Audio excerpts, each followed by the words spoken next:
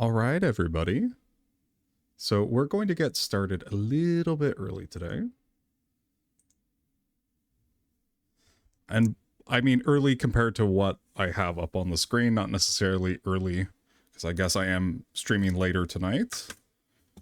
But let's see.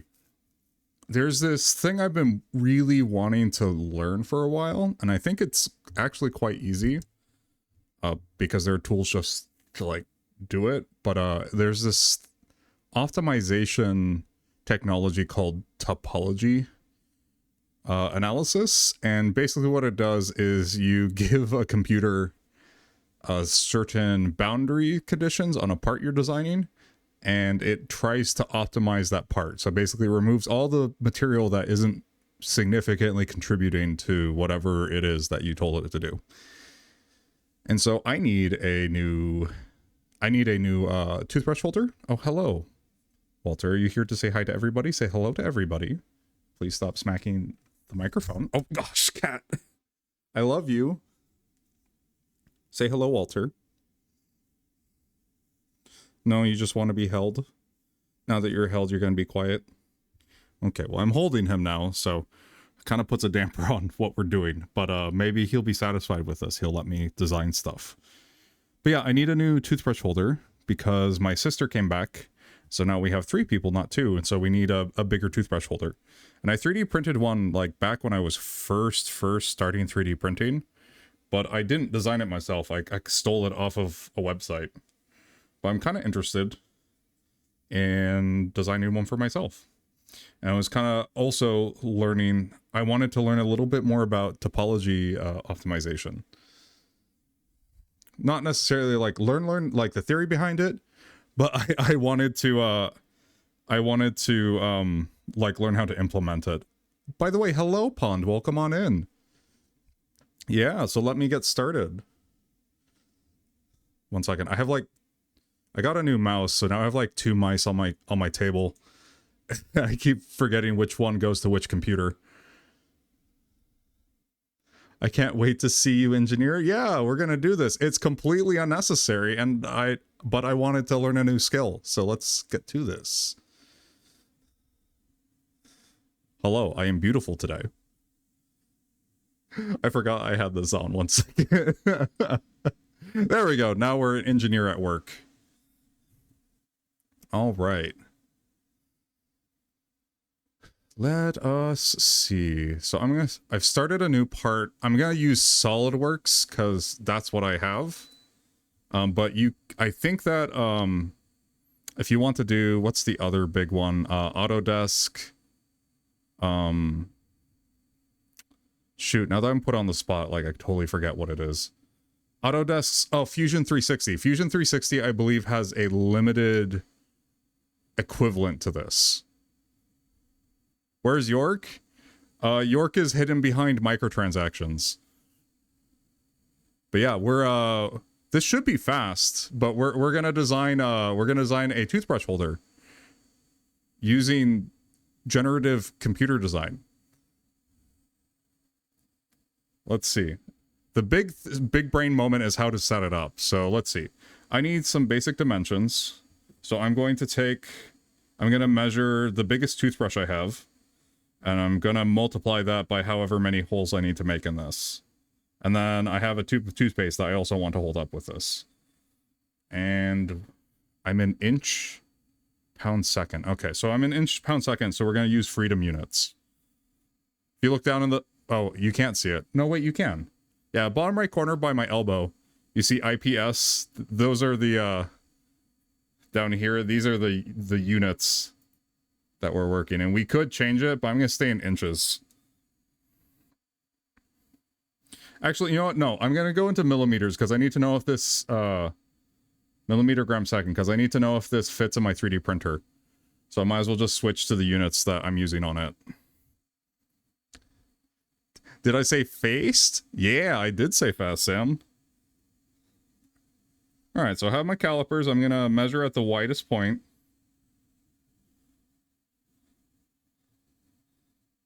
So at the widest point, we have 24 millimeters. Well, 23.6. If I go 24.2 millimeters, that should give me enough clearance for any weird wiggles to get through.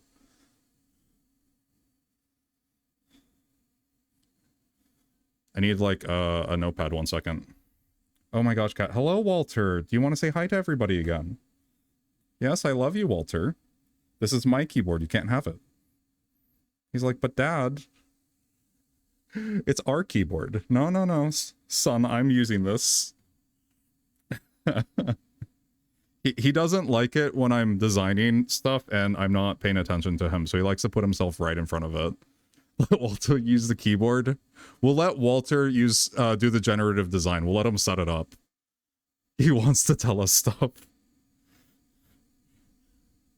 1 second. Oh, I'm using the wrong keyboard, of course.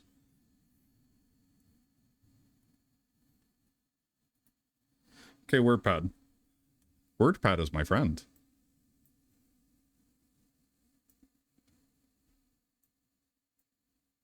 Okay. So, the holes... Again, I'm using the wrong... Gosh darn it. I'm using the wrong keyboard again.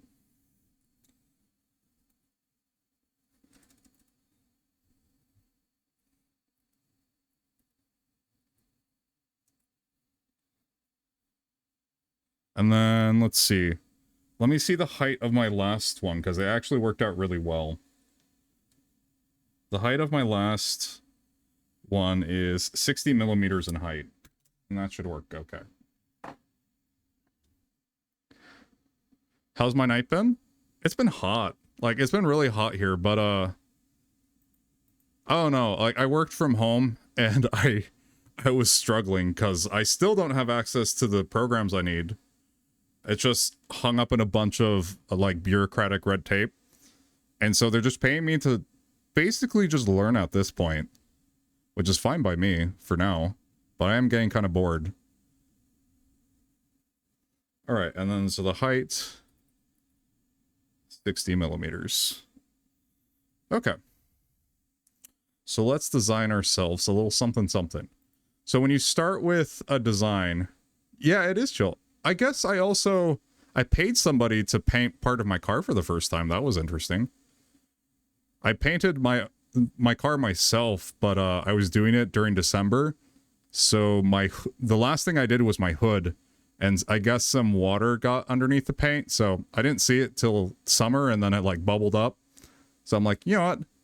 I'm making the engineering money now. I'm just gonna pay somebody else who has like space and specialty equipment to do it. So I'm not like out there at 12 in the morning with like some rattle cans with my like off the internet mixed automotive paint to paint it for me.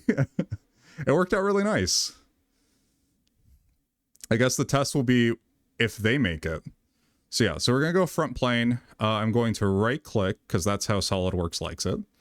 And then I'm going to start a sketch. This is how all design basically starts out. And I'm going to do this in a slot pattern because that's how my last one was. So this is a tool that gives us a slot. And then I guess I will... And I'm going to set this at our origin.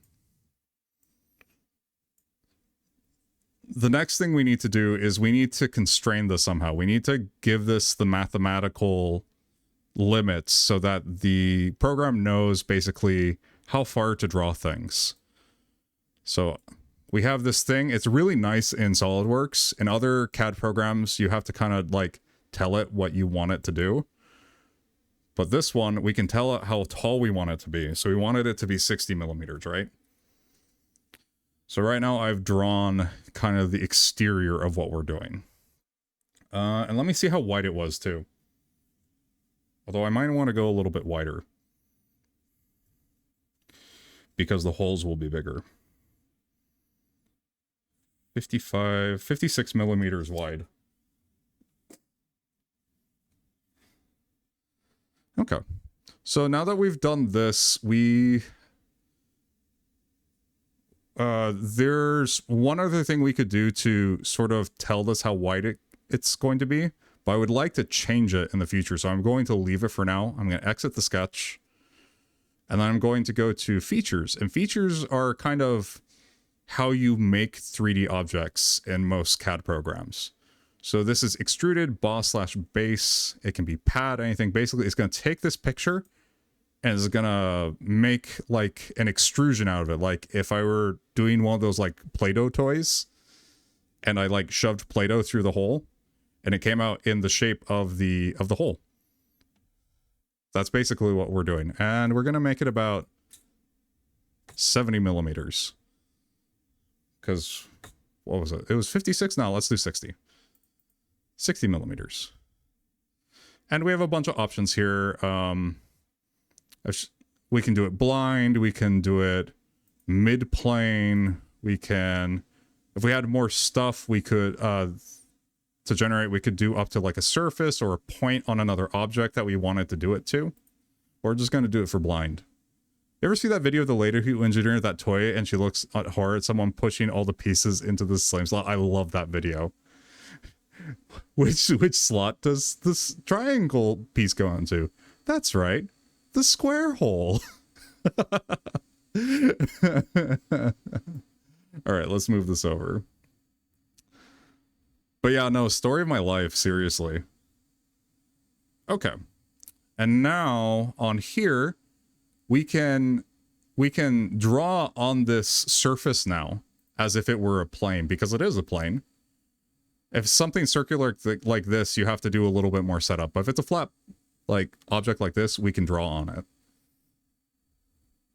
All right, and then we're going to draw circles. We're going to draw a pattern. Let's see, it was what? 24.2? Okay. Ooh, yeah, we're gonna need to make this wider. This is why I left that that hole. Sorry, I left how wide this slot was. I left that without telling it how wide to be because I wasn't quite sure how wide it was gonna be. But yes, Sam, I absolutely love that video. 1 second. Let me get out of this so that, whoops. So that I'm not accidentally hitting buttons when I inevitably hit the wrong keyboard. Okay. However, we are going to make a pattern out of this. So we're going to go up there to linear sketch patterns. There are a couple different ones we can. If you want to do something like in a circle or something, you can do that. That's a circular sketch pattern. But we want 6 of these holes. So I want 6. So I'm going to do 3 this way. And the y-axis, I want 2. I'm going to change their direction. And then we can spread them out so that they make sense. There we go. That looks good to me. I haven't directly dealt with that, but working at a small town computer store and stereo shop, I've seen the bizarre horrors of people jerry-rigging things. I feel you. So you might appreciate this example then. It's from my time when I was working at an auto parts store. Oh, and now since this is a pattern, when we move one, it moves all of them. And that's kind of the convenience of doing a pattern. But yeah, so people do the darndest things that they want to run out of their car. And they don't believe me when I tell them they shouldn't do it. So just for context, this woman comes in and she starts asking me where the inverters are. I was like, okay, yeah, no, we have some inverters for sale. Like, we have them. And she's like, good, because I need one because mine doesn't work anymore. I was like, oh, okay, like, that's fine if you don't have one. And I just, like, the red flag, like, went off in my head. I just had to ask, I was like, madam, excuse my rudeness, but what are you trying to use this for? And then she came out and straight up told me, oh, I just want to, I want to use it to run speakers out of my car. I was like, and in my head, the gears are starting to turn. I was like, quick question. What is the rating? How big are those speakers? And they were like, she's trying to run this out of her cigarette lighter port. The old school ones. She is trying she is trying to run this like giant like stadium speakers out of the back of her car, out of her 12-volt port. And I like went down, I did the math. I was like, look, let's just say these are 200-watt speakers because they're huge. I was like, off of 12 volts, let's just drop off that 12 and just say, let's just give you like a good case scenario. You're running a little under 20 amps through your 7.5 amp rated wire. Please don't do that. She's like, well, I'm just frustrated because it like the fuse keeps popping. I was like, that is why the fuse is popping. It's because it's trying to keep you from burning your car to the ground. I wish that's the worst and least dangerous thing I've heard. I know, right? But it was the one that came to mind when you brought up audio systems. All right, let's see. How big around is the average toothpaste tube?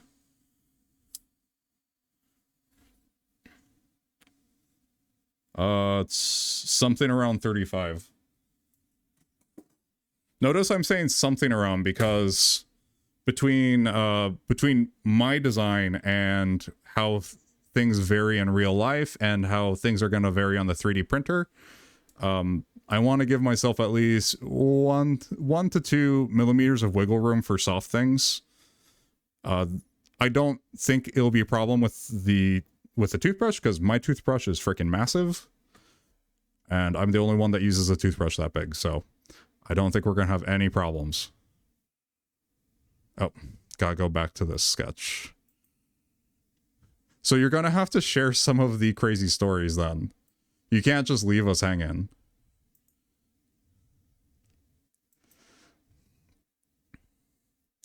I guess these don't technically have to be on the flat part. I can have them be over other stuff. That should be fine.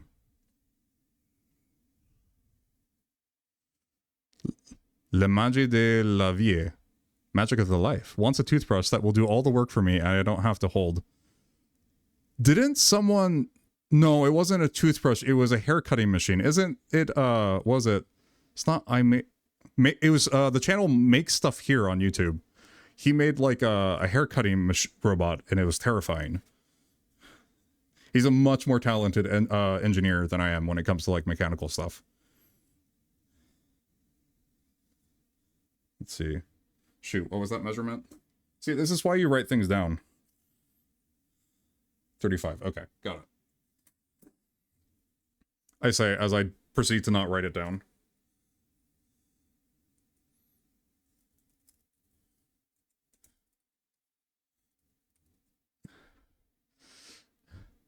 All right, I'll try him later. Meantime, c/dos/run. That's gonna be difficult if you /ton/rum. I don't know what you're holding in your C drive, but it's something. It's gonna be hard to run though if you don't do the double backslash. 35. Okay. That's dimensioned. It's a joke on the C. Oh, C-spot run books. Got it. Okay. That's funny. But full disclosure, I am not a computer science major, so excuse me if I don't get all of the jokes. Okay, let's move this to the edge. Doesn't need to be perfectly symmetrical, but it will bug me a little bit. So let's give ourselves some reference geometry.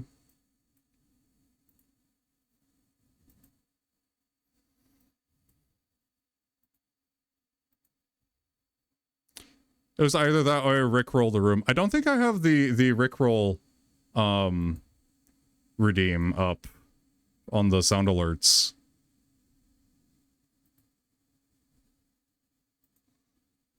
I'm terrified of copyright law and its implications. Oh, and Sam, by the way, I did not the weird like James Bond song at the beginning of Deadly Premonition 2 did not get copyrighted at all. So we're good there.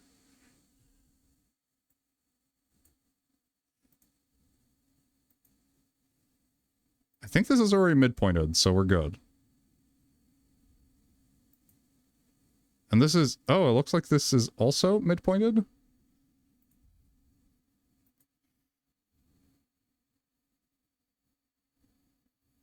Not quite. Or I could just select midpoint and not fiddle around with it.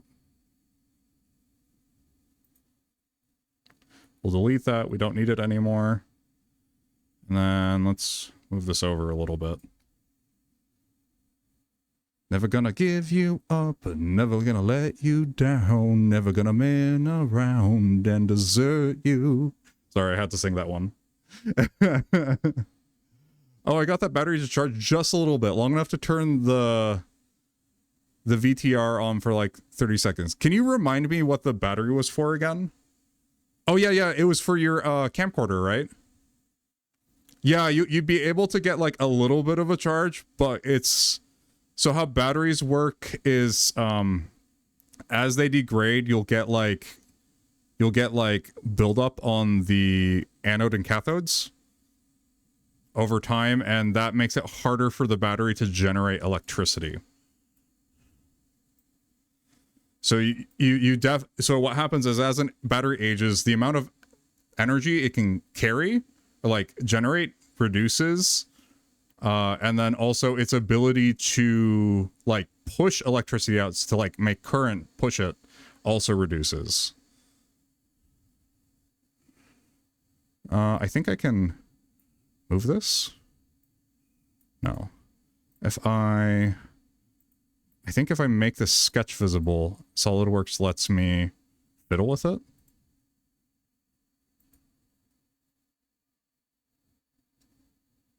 Yeah. There we go.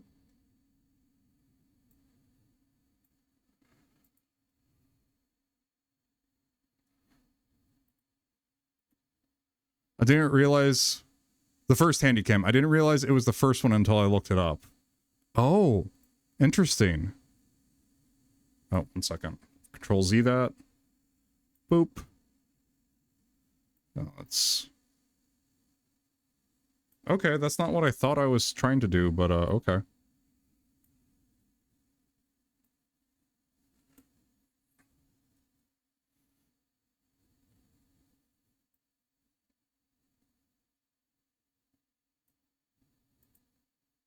Okay, here's a good example of it not being constrained correctly. Oh shoot, I don't want to make that the midpoint, I want to make it concentric. Control Z, Control Z. Select midpoint. 1 second. Select midpoint, select this, make them concentric. Boom. There we go. Tistian IT. Hola. Bienvenidos. Welcome on in.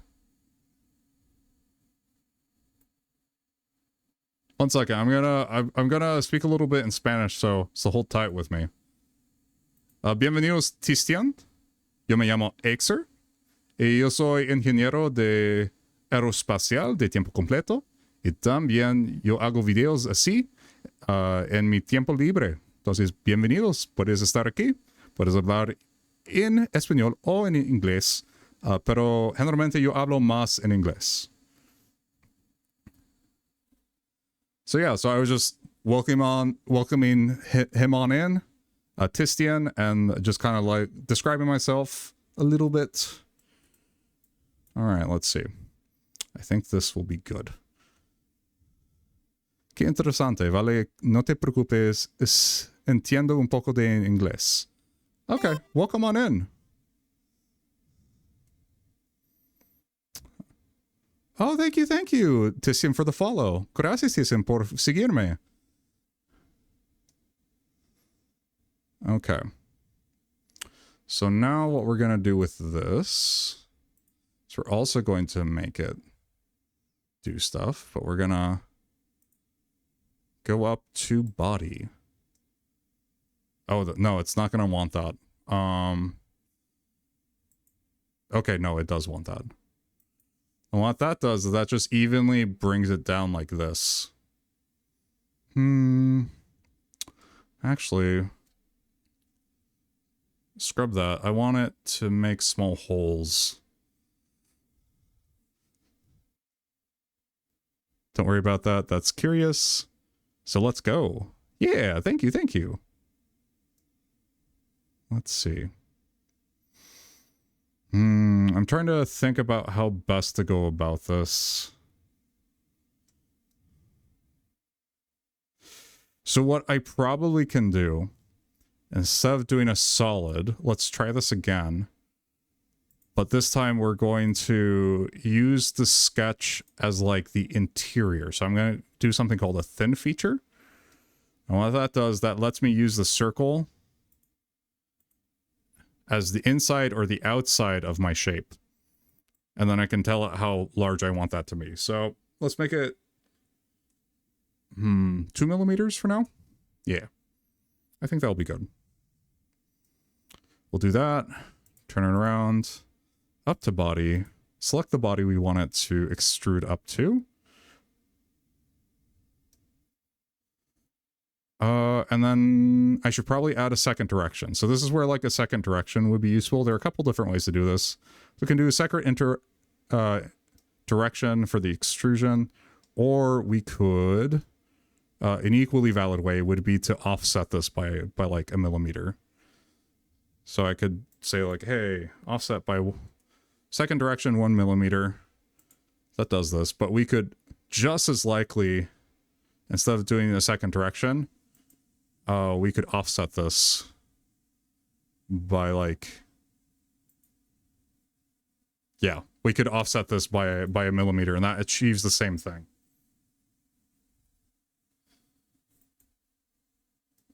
There we go. All right, so the next thing I'm going to do is I'm going to set up the topology study. It's the first time I've done this, so let's go to simulation, go to study. Okay, so it's here, topology study.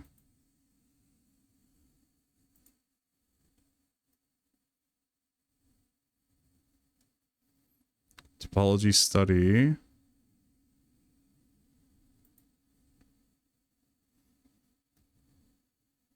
And I want to print it up and down, so I kind of want like stuff to go up and down, like so. I guess the other thing I could do is I could create symmetry across this line. So actually, let's get back out here to features. Let me really quick make some reference geometry so we can cut it in half. Do a mid-plane. There we go. This will be useful in our topology study. Part 1, connections, fixtures, external loads, goals, and constraints. Let's see. Manufacturing controls. Let's do manufacturing controls. Do a preserved region.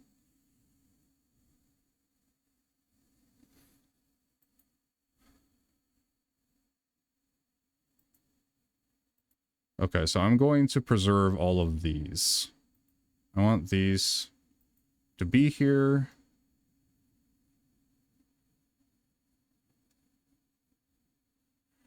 Preserve area depth. Let's say 2 millimeters.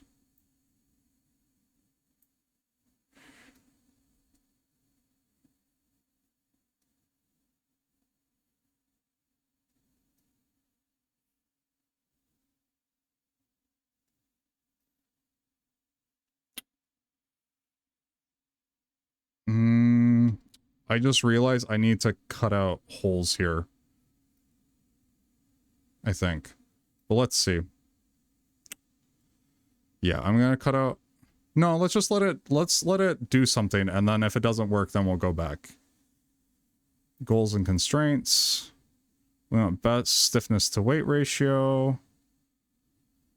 Let's see if we can reduce the mass by percentage values. See if we can reduce it by 75%. So we got a lot of material here.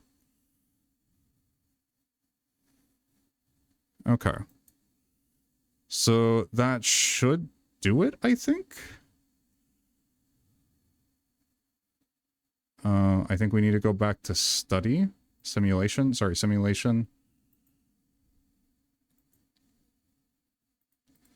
And then I guess we should run. Materials not defined. Okay. Let's define a material then, I guess. Oh, we should do external loads.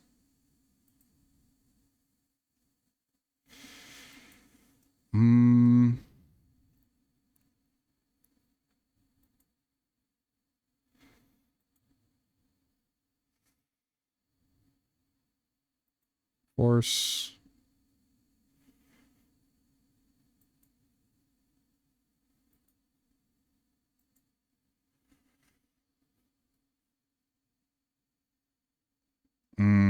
That's not quite what I want.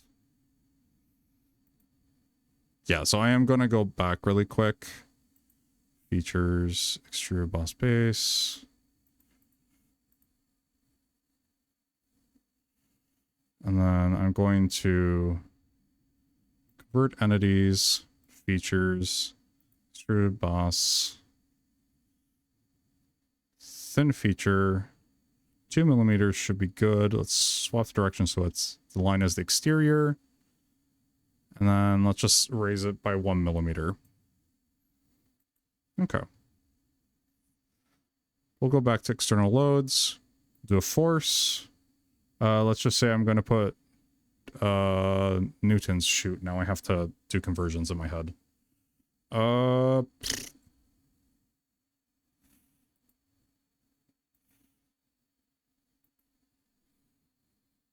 20 pounds in newtons. About 88. So let's just say 90 newtons. That should be good enough for what we need to do. 90 newtons. All right. And then we do need to, I do believe we need to define the material. Let's edit material. We'll do a plastic. ABS, PE, PET. We'll use PET for now.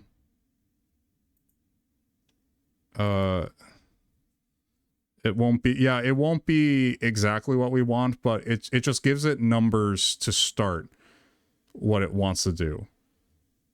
Because the process should be the same regardless of how big the forces are. It just, how big the force is and how big the stiffness is just tells me how much of the material it's going to take away.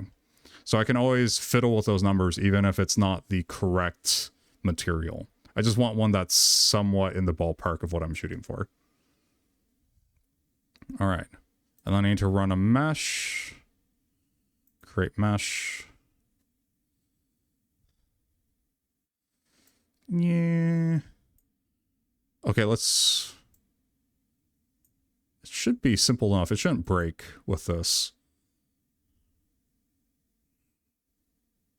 Okay.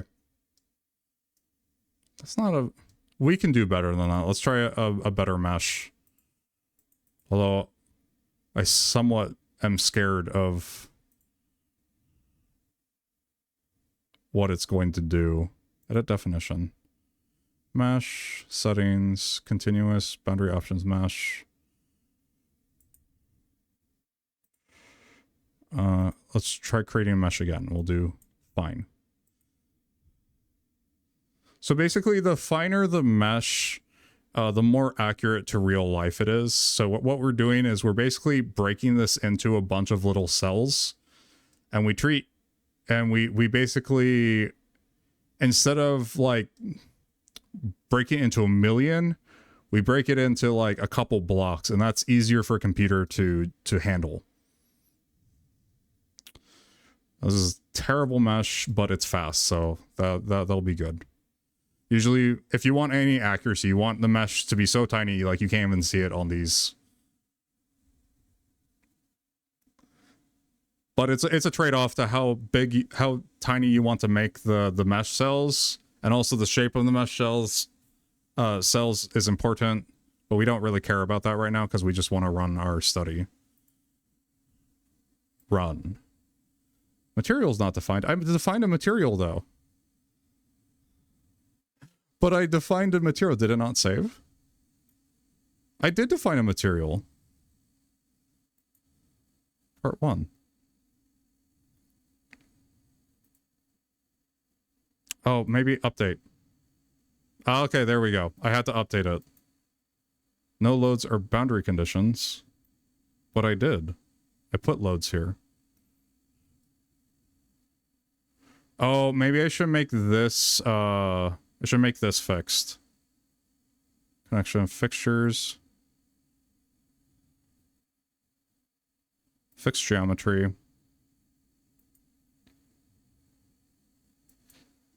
That's fixed. Let's try update all components and try running again. Okay, it's thinking. It's thinking.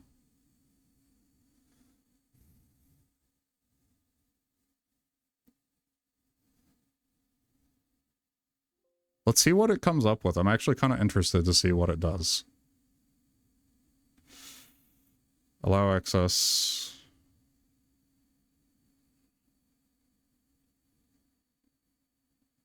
And I guess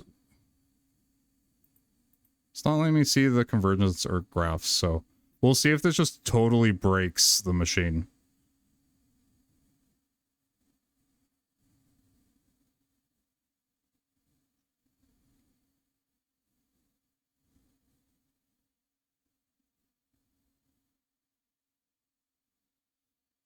Because what I'm expecting it to do is I am expecting it to take out all the material.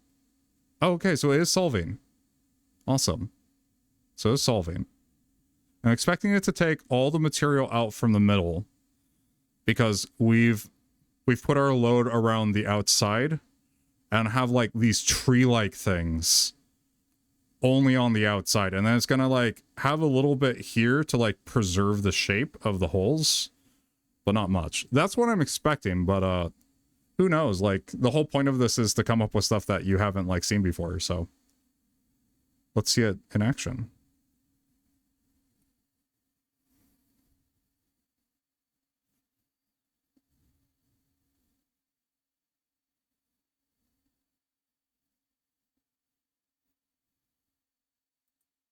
Let's look at how much memory it's using.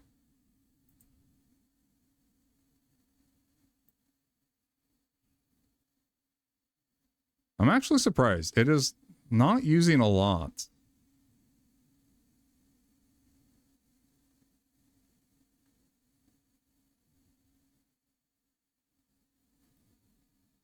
Although I do hear the fan spooling up. That's always a good sign.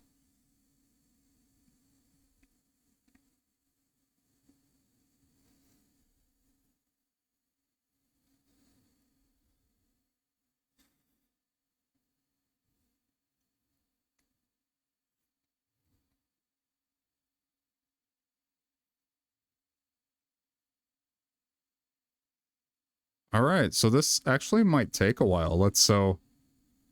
Yeah, we'll just let this kind of run in the background.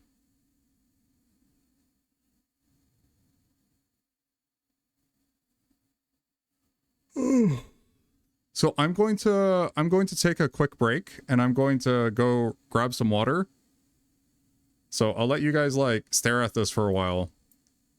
But you're just going to be watching like number bars go up, which isn't necessarily very exciting. But I'll come back, I'll get some water, and then we'll do like Deadly Premonition while we're waiting for this to run.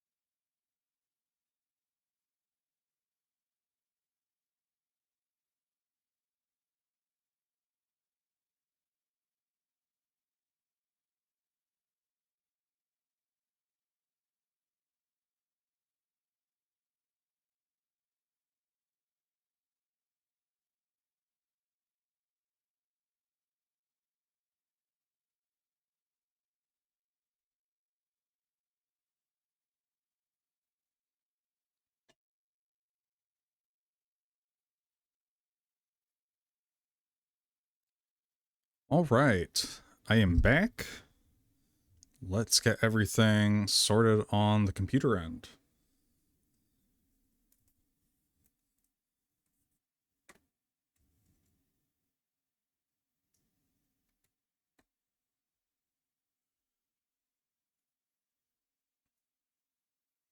It has gotten up to 5% completion. Yeah, I probably threw way too much at it, let's be honest.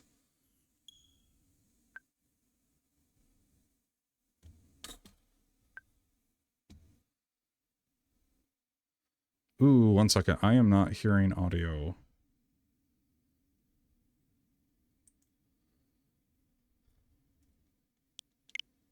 But I think you guys can hear audio. So I think this is the issue that OBS has been having for a bit.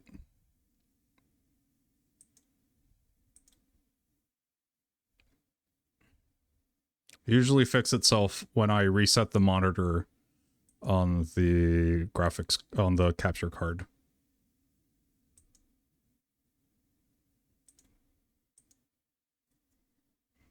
You shouldn't be dragging a kid around at this time of night, you know. I can hear.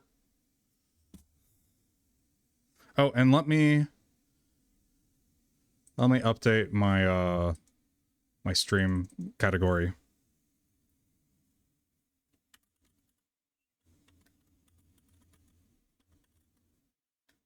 Yeah, Sam. I see like it's going through. So OBS has been doing this weird thing where when I first start a capture, it does not hook up my monitor for the audio, and I have to turn the monitor off and then turn it back on again, and then it starts working, which is really weird.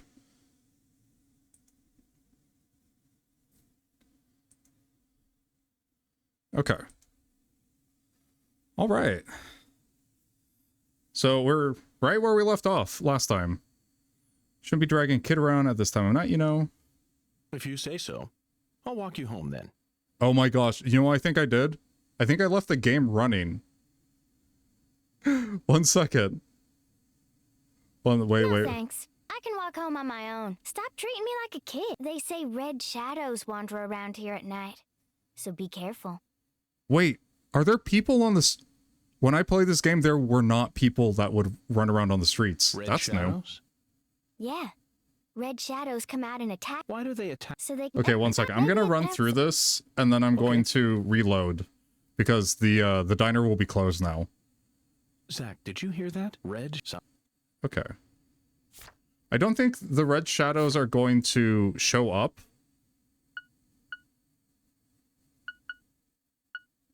The reason why I say that is because we don't have our little like pellet pew pew gun yet. Yeah, I'm gonna reset this really quick.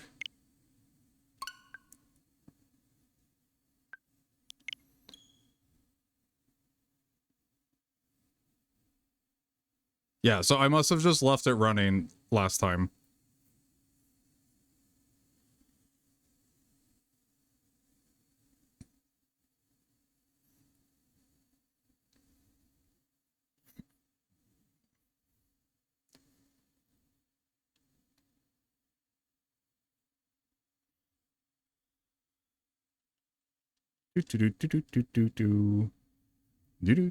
Do.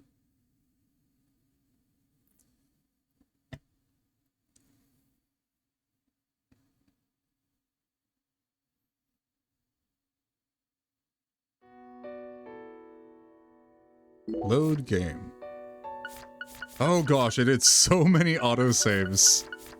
No, to the manual save.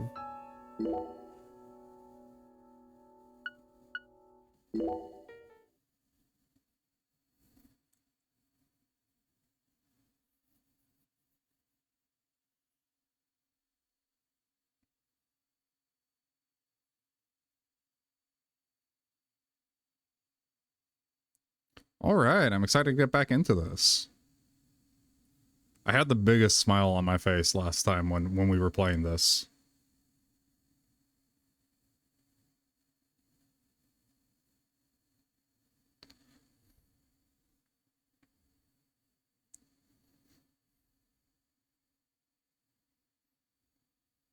It also ran like dog water, which I didn't remember. I say that, but like it was like trees were PNGs and then they suddenly popped into existence, and I don't remember that being a thing. But I also remember it stuttering a lot, and it didn't stutter as much. So I guess that's a win. The game is definitely a budgety Unity game. I mean, fair enough. Hey, we've been waiting for this for years, so I'm cool.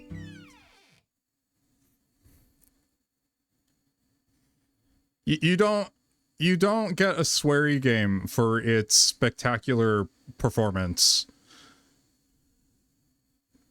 as your mileage may vary depending on which system you're running it on. Even if it is the system it was originally designed for.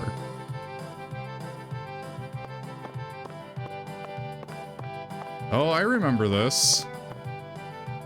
Yeah, we're gonna steal ice cream from a child. It's gonna be great. Spoilers.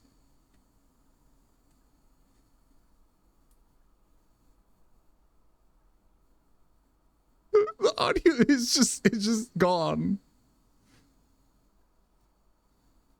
All right, Granny, you can do this.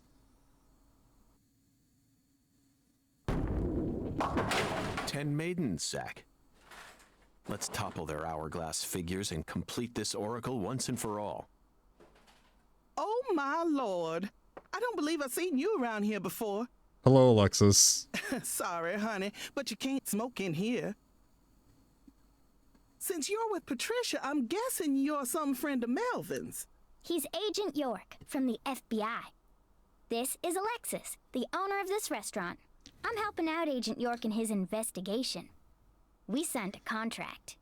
Oh my lord. Well, ain't that something? Not gonna lie, the Southern accents make me upset in this game. FBI Special Agent I'm sorry. Francis York Morgan. Please call me York. Everyone's always called me that. They were hired. my They're lord. trying their best. Well, that's got to be the strangest introduction I've ever heard. No wonder everyone in town's been talking about you.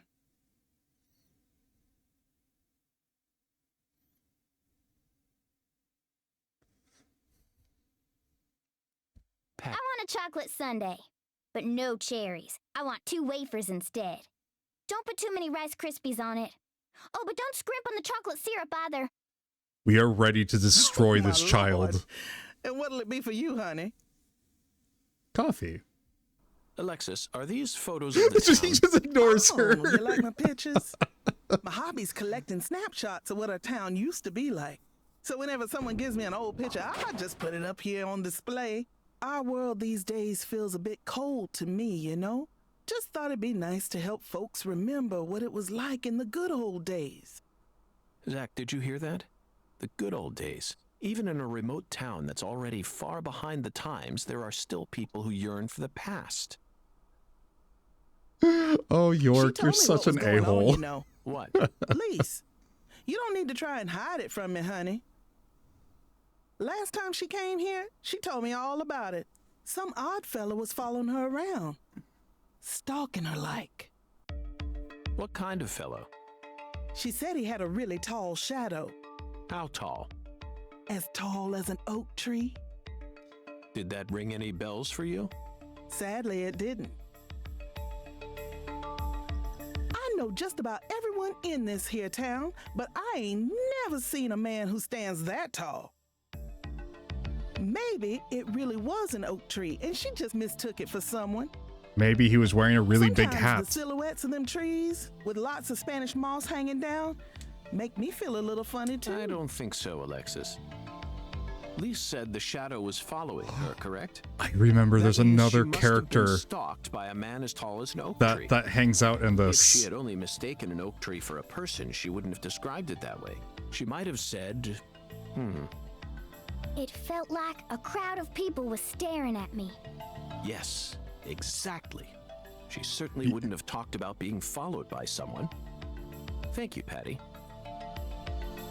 Zach, this data is all very intriguing, but it isn't the answer we're looking for. We came to knock down the 10 maidens, remember? Oh, yeah! Booyah! I love Mrs. Carpenter. Truly mesmerizing, Zach. This is why I never tire of small-town investigations. Same goes for you, right? Patty is my favorite character in this game besides York. Yeah, Patty's pretty awesome in this game. He was dressed as an oak tree. Or is there... I remember there being a guy here that is just in his underwear. Is he here today? No, he's not here yet. Okay. Alright, well, let's try to convince Mrs. Carpenter to give up the bowling lane. The singular lane. So he's actually quite a character, not just a random NPC. I figured, I just didn't get far enough to actually talk with him. Howdy, stranger. My, you're a handsome one. Oh, Mrs. Carpenter. You came out here from the city, didn't you? I can always spot you city folk from a mile away.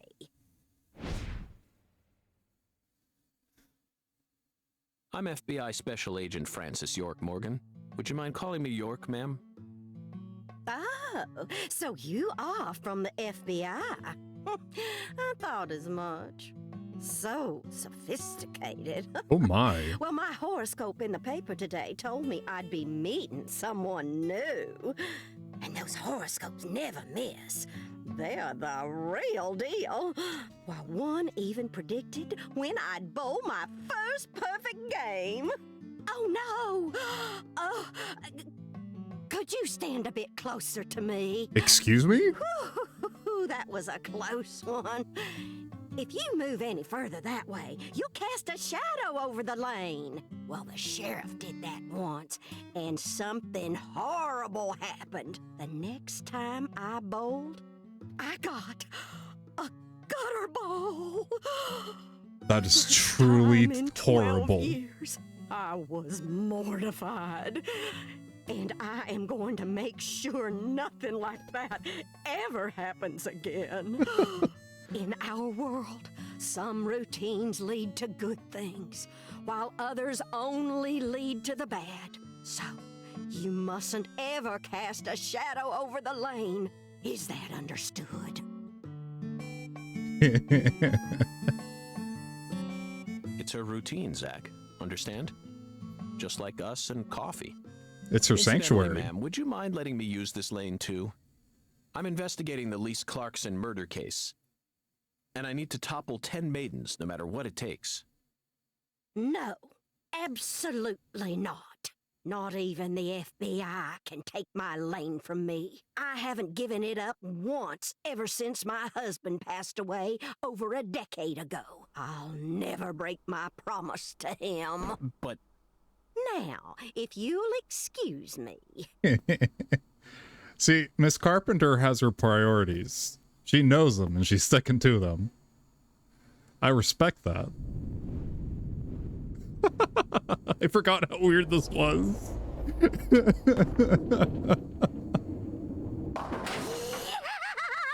Ooh, you like that? That's what I'm talking about. Who's your mama? Granny, you're gonna throw out your Zach, hip. it looks like negotiations have failed. Now I'm afraid we have no choice but to force her to let us use her bowling lane. Yes, I know. I won't do anything illegal. Oh gosh. Find a way to get Mrs. Carpenter to let you use the bowling lane. Okay. So she has like some voodoo dolls over here. She has like, are these knitting knickknacks? I forget how you're supposed to get her to give it up. One second, let me...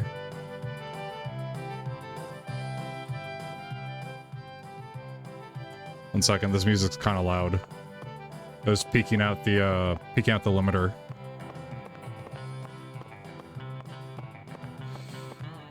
All right, Patricia, what do you think, Patty? Agent York, if you're fixing to bowl, you're gonna be disappointed. I forgot about these Mrs. Carpenter scenes. never lets anyone else use the lane while she's here. Happy sound Patty, that's effects. exactly what I came to do. You see, Zach and I need to bowl down 10 maidens. Fine, go on and try if you wanna, but I'm gonna eat my sundae. Not on my watch. Hey! Get wrecked, child. What's the most addictive drug in the world? How should I know? It's sugar, Patty. Far more people die from obesity and diabetes than from cocaine and heroin. Alexis, would you give her some milk? Oh, my Lord. Coming right up, honey. Dang. Sugar might be dangerous, but it ain't against the law. You got no right to take that from me, even if you are some FBI agent. Actually, Patty, I do. We signed a contract, remember? I promised to protect you from all the evil in our world. Hey! Delicious. What an amazing chocolate sundae. Zach, I think we just uncovered an incredible treasure here. I feel like I could eat one of these every day while we're in this town. This is my favorite scene from what I've seen so far. Oh, that felt good. Let's see. Special sale for sunburned customers only. Dang, I should have showed up 2 days ago because I was red as a lobster. I am the white Mexican, and I burn very easily. Excuse me, Mrs. Carpenter. Stop! Not now! Can't you see I'm already in my bowling stance? What, are you blind?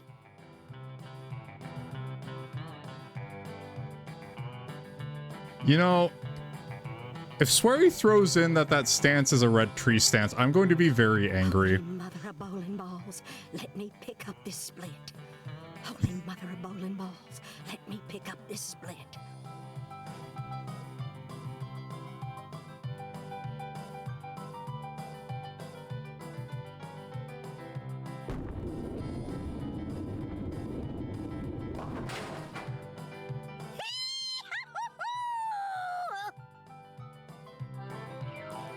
I love this voice actress's dedication to her role, but the the lip sync is absolutely atrocious for her specifically. That stance, always works on a split. Oh, yeah, never fails. Zach, our new friend, appears to be a very superstitious lady. We should try and utilize this trait of hers in order to gain access to the lane for a bit. That was an amazing shot, Mrs. Carpenter.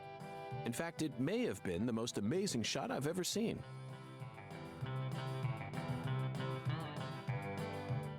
Speaking of which, where did you happen to find all those neat little items? Oh, they're her luck knickknacks. That's The ones right. you used to help you bowl that split just now. Ooh, you got a keen eye there, Mr. Special Agent. Taking a liking to my collection, have you? Oh yes, a great liking.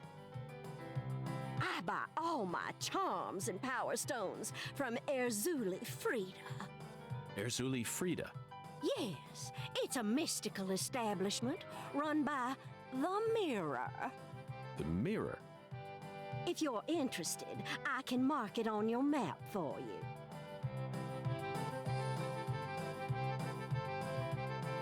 Zach, this is it. Erzuli Frida. There must be a treasure trove of dubious trinkets on sale there. We may even be able to find something capable of changing her mind. It really feels like we're in the deep south now, doesn't it? All right.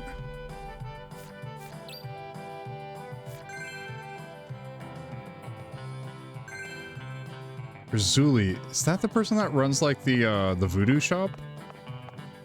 Okay, Patty. Let us skadoosh.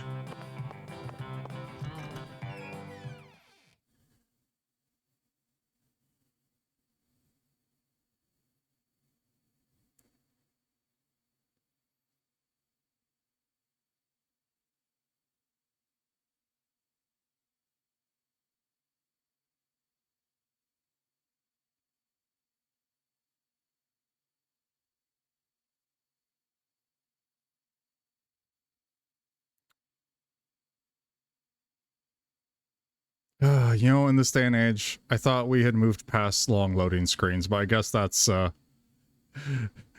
wishful thinking on my part. Thinking about the streaming a game my friend gifted me this weekend, probably Sunday. Oh, what game did they gift you? Because that might be interesting. I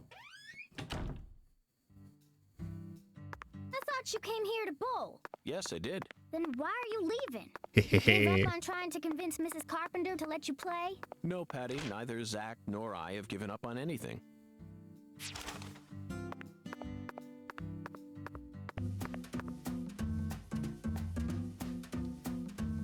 Can't wait to learn how to do a kickflip.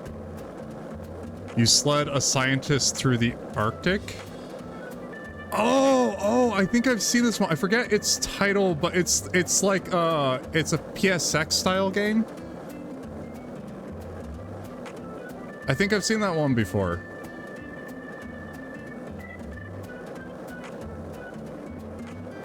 And you're running from the thing that's like following you.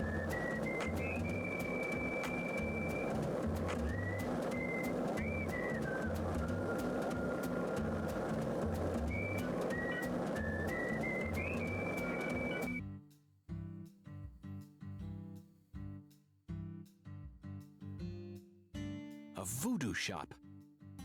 It's a voodoo shop. Just looks like a dumb souvenir shop to me. Of course it does, Patty. You're much too young to understand the true value of such a place. That's right, Patty. You're too young and stupid. Just wait till you're smart and an adult like York.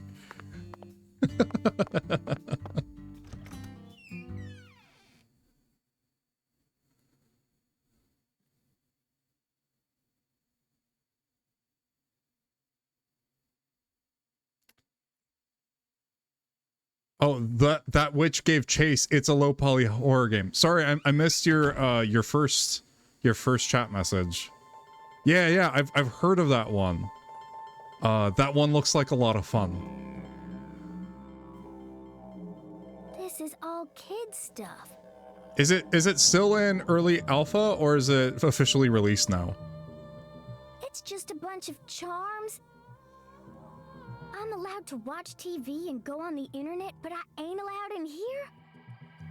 On Steam, so it's officially out on Steam? Okay.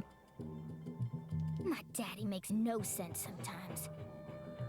I feel like with those sorts of games, like, you really gotta sift through it, but I feel like itch.io is like the best place to find like those weird, like, niche games.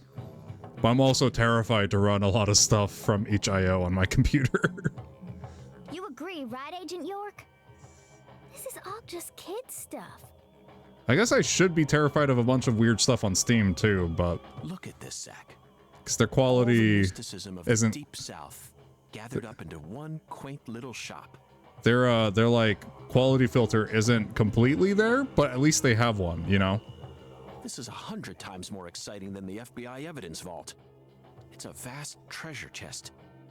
So much to study, so much to learn.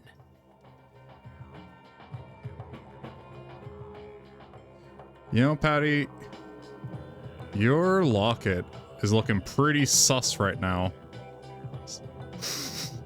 You got some red seeds on you? Patty, you have something you want to tell me? Keeping my eye on you.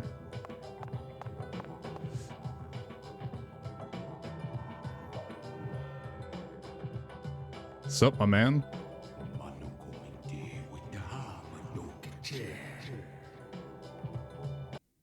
Thou art a seeker, and I see the object of thy desire. Oh, goodness.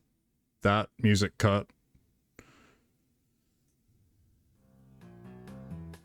It's my favorite song.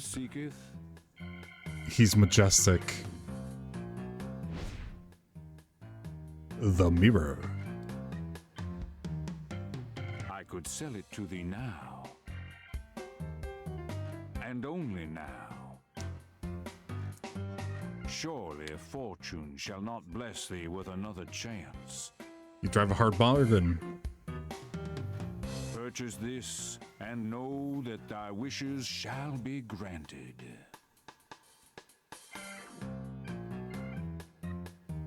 That's crazy. Even I can tell you're getting cheated, Agent York. I disagree, Patty. This person can be trusted. Yeah, I've been Patty. studying people for quite a while, so I can tell. That figurine is connected to our future. My price is true.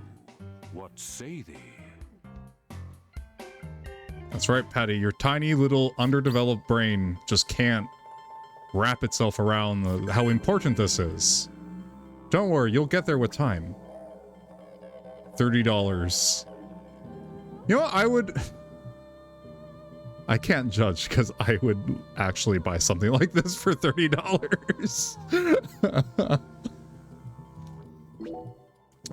Fun story. I found like this really weird, like, there's like this, it was like a bust statue, like really old, but it was of like a fox person with a top hat. I saw it in this like thrift store, and it was all like really like shoddily painted with like this gold leaf, and I just had to have it.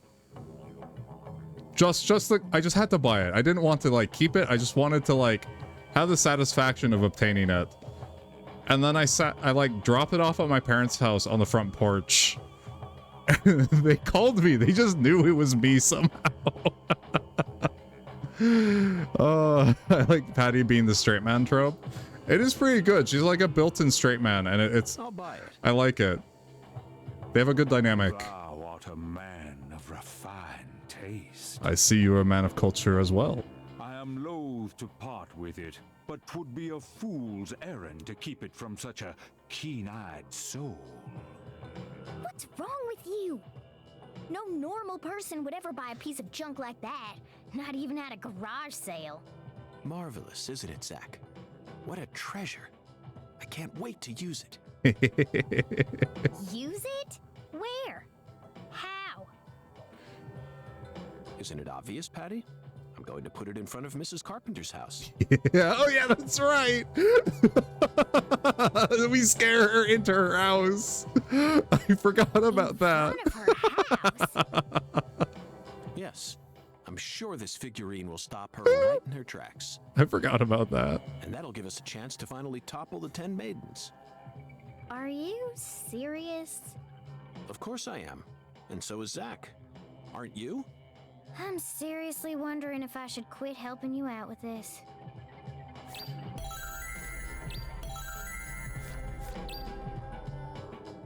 Yeah. All right, well, my first voodoo charm. Talk to the mirror. Oh, okay. Bye. I guess I didn't want to read you anyway. Oh my god. Patty. Patty, hello? Oh, okay. I'm not crashing. Got it. Whoa. That was close. Well, Oh, I forgot about this all character. standing there like you're expecting me to apologize. Huh, it's your fault for not paying attention. Oh my gosh. I just ran into a woman like Got this a moment? at the thrift store today. Can't say I do. I'm in a hurry here. I won't take up too much of your time. I'd just like to ask you a few questions. I said I'm in a hurry, Peckerwood.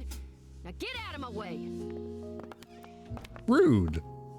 Patty, who was that? Kalina Clarkson. PJ Clarkson's second daughter, and Lisa's mother. Zach, we've found ourselves a Clarkson. No, she's not here. My dolly. She's not here. My dolly isn't here. One of the key persons in this case just came out of the woodwork to meet us. Now things are really getting interesting.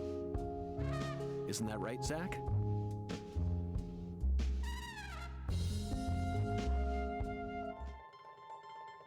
Yeah, I met a woman like this at the thrift store. We were getting some more plates because we were down to like 2 really old bowls. My dolly's missing, my sweet little dolly. And she was just basically berating the person in front of us. She was doing the whole Karen act, and I felt really bad for the guy behind the counter.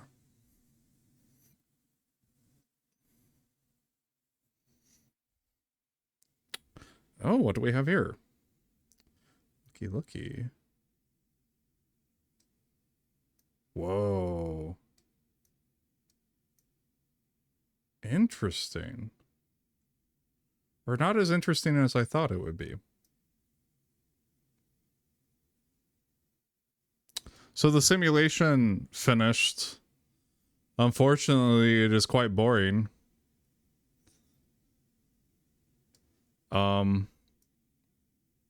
It just removed all the material in the middle. Maybe I'll try a different simulation. I can show you guys after this.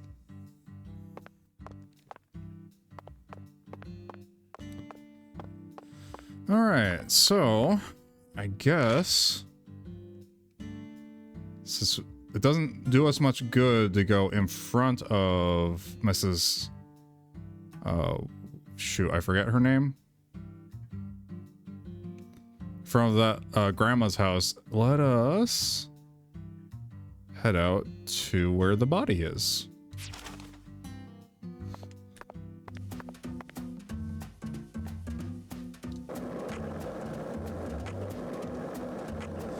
I have seen some crazy stuff happen while people are skateboarding in this game. So I'm excited to see York ascend into the heavens at some point.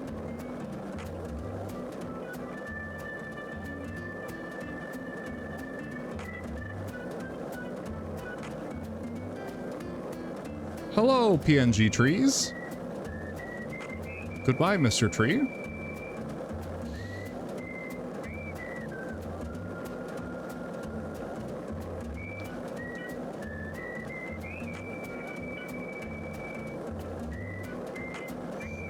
Oh, this is the park that has all the beehives, I think? Am I going the right way?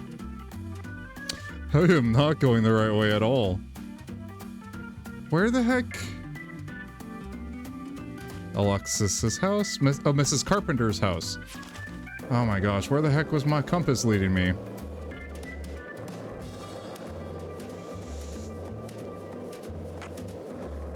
Let's just, you know, skateboard over everything, including grass.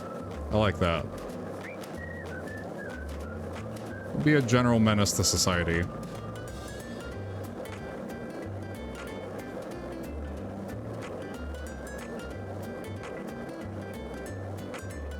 I really, really do like this town. Although, the lack of cars is kind of weird.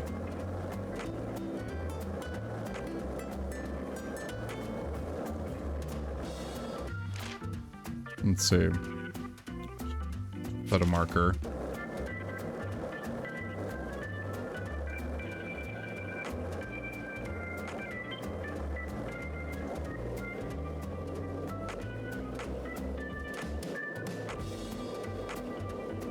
York was given like 3 hours with a skateboard and he's already a god of skateboarding.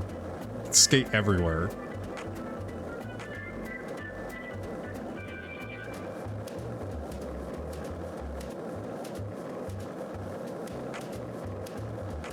All right.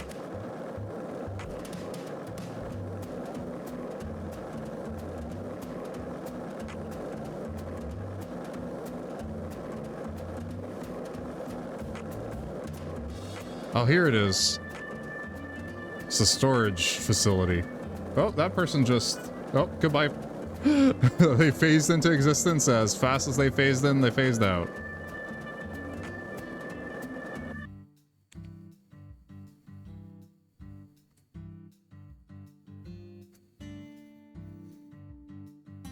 I think it's a shame that Patty doesn't get her own, like, little skateboard to follow around behind York. Because it would be funny to try and see her trying to path that. Sup, Melvin? Mr. York, that was mighty quick. Why, thank you. Special agent does it again. You sure don't waste any time. I bet my CLG's got a lot to learn from you. By the way, Mr. York, looks to me like you aren't packing anything. It was in my car that was I stolen. was on vacation in New Orleans before I happened to stop by here. Well, shoot, that won't do. Here. Here, I got something I think you'll like.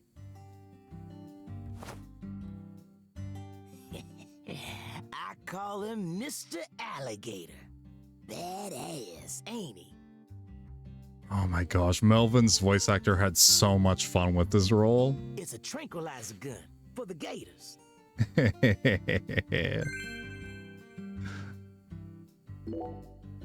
Can only fire rubber bullets. And here's a radio. With this, you won't have to worry about any expensive roaming fees.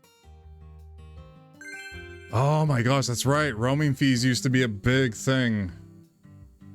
Might take you a while to get used to them, but you'll get it. I mean, they still are to some extent, but most of the carriers more or less overlap with each other, except in really, really backwater areas. Try letting them rip a few times. Ain't no need to hold back out here. One second, I need to talk to somebody.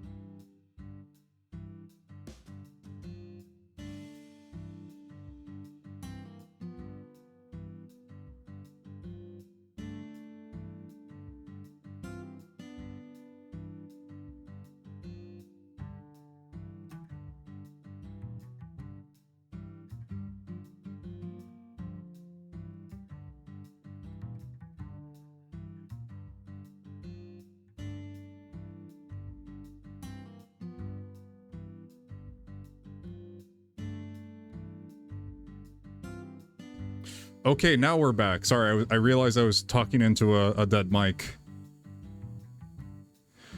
Yeah, I was just talking about the food situation for tonight. It'll be good. All right, let's use Mr. Alligator. Oh, that's right. They have their dogs too.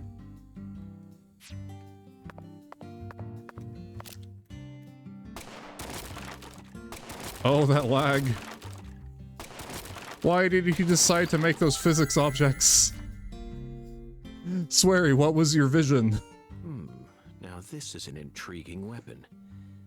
For a tranquilizer gun, it really packs a punch. I think in Japan, there are legit hunters that use air rifles. I think that you have to use it for like 7 years before they give you an actual like 22 hunting rifle. But I'm afraid I'll decline. After all, this town is peaceful, isn't it? Well, sure it's peaceful. At least the humans are. Well, we say that, but someone was definitely murdered here. But the animals are a different story. Remember what I named it? There are some real mean-ass gators out there in the swamps. Oh, I forgot about them. Then they wander into town. One of them even went and ate a kid once. It happened a long time ago, but still, one chomp's all it takes. They swallow down every last bit of you. Poor kid's parents didn't even know what to put in his coffin. The worst part is, that taught the gators just how tasty we humans are. So now, those suckers just attack on sight. Man-eating crocodiles will feast tonight. In Blood Swamp! You know he's fibbing, right? Gators don't attack folks. I never heard about no kid getting swallowed by a gator. Actually, Patricia, you're wrong. I'm what? Alligators do attack people, and it could happen in any town. Huh? Alligator, 1980. Directed by Louis Teague. It takes place in the Midwest, I believe. A teenage girl's pet alligator gets I flushed down the forgot toilet. about that movie. Then, in the sewer, it feeds on the corpses of dogs that were used as test subjects for an experimental growth I formula. think I read like a novel adaptation of this movie at some point. After growing over 30 feet, it finally starts to go after humans. I also read It's one an that was... extremely- Oh, sorry. Yes, an extremely edifying movie. I also read a book that was basically the same story, except with a pet goldfish that gets flushed down the toilet. Back when I first saw it, I had a pet hamster. Hey, Agent York. What's your first order of business? You're in charge now, remember? Well said, Patricia. I nearly lost sight of my true goal. Melvin, I couldn't help but notice the name on the side of that truck. This facility is connected to the victim, isn't it?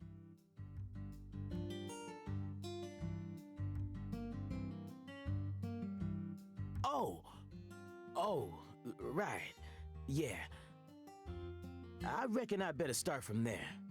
I'm gonna tell it to you straight right from the beginning, Mr. York.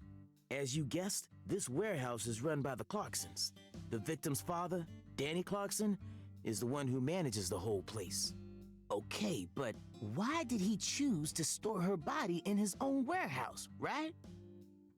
Well, that's because there ain't no other place to store it.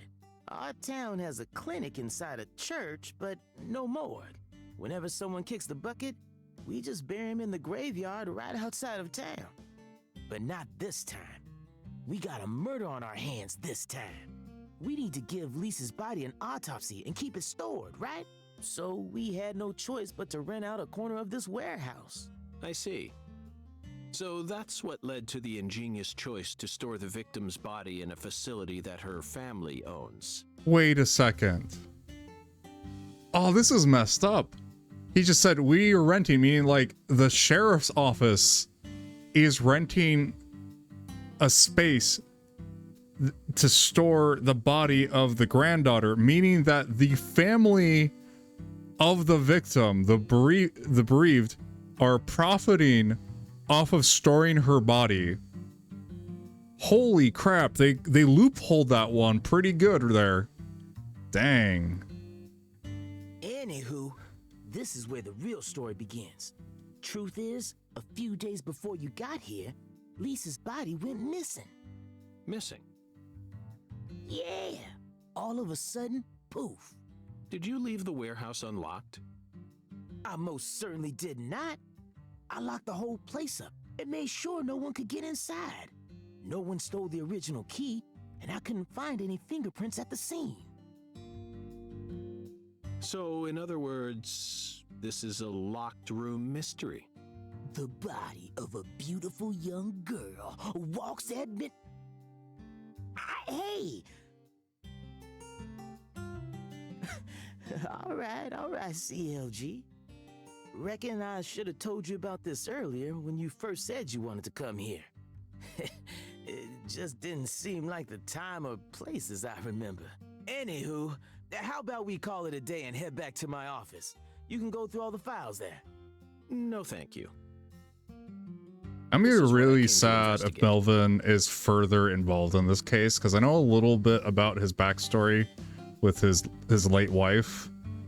And But Lisa's I'll body be isn't really, there really anymore. sad if like You sure? he's more directly involved. That doesn't bother me one bit, Melvin. You see, I met a skeletal gentleman on my way here, and he was kind enough to give me an oracle. Well, Melvin, I saw you like spawn in there for a second.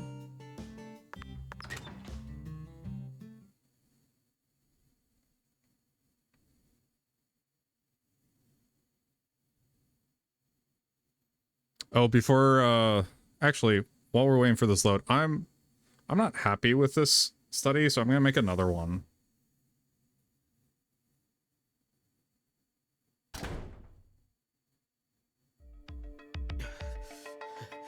You holding up okay, CLG?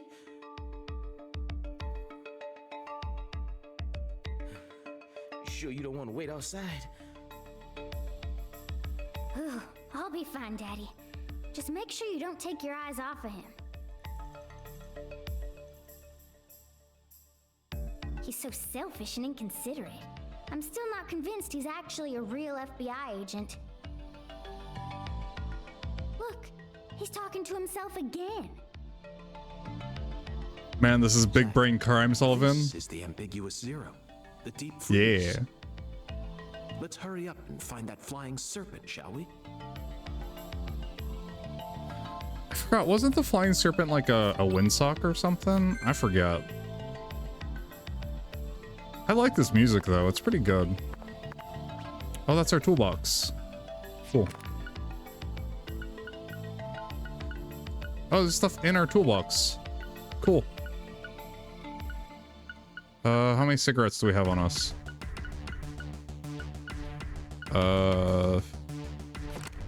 Alright.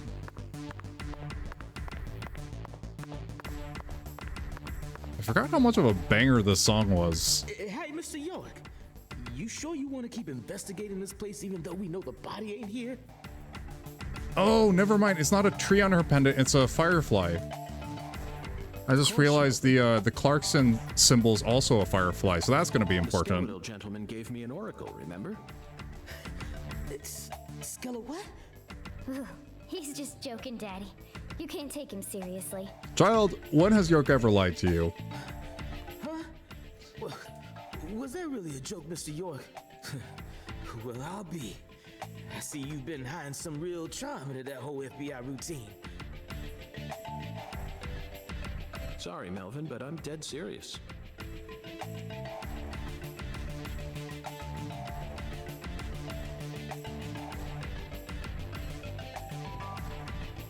All right.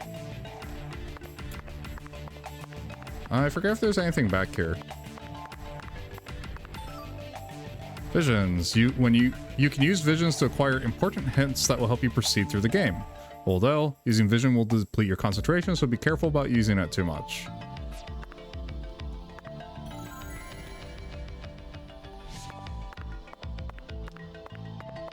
Okay, so that opened up a bunch of stuff, maybe? No?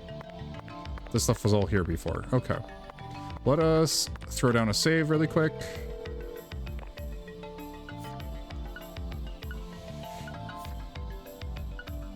Oh gosh.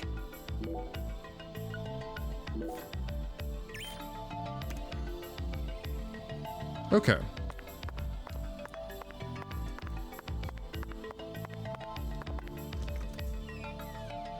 Let us see. So many autosaves. Yeah, I left the game running 2 nights ago. And the system eventually went to sleep, but it just sat there for a while. This place always gives me goosebumps, no matter how many times I come here. Yes, it's quite the funhouse. Truly a dazzling place. Meet entertainment. That's the only way to describe it. Woven together by life, frozen in time, a visceral, musical... Symphony. We eat all this in order to survive. Yes, truly a symphony. Life and death, resonating together. That's weird. Yeah, it's really cool. Cool. Whoa now, CLG. Since when were you interested in this kind of stuff?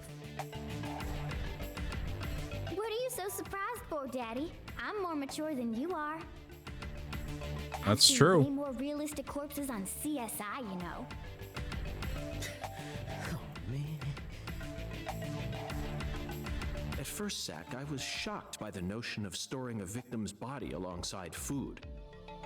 But as I gaze upon this hanging garden, I realize it's just another scene of violent, depraved murder.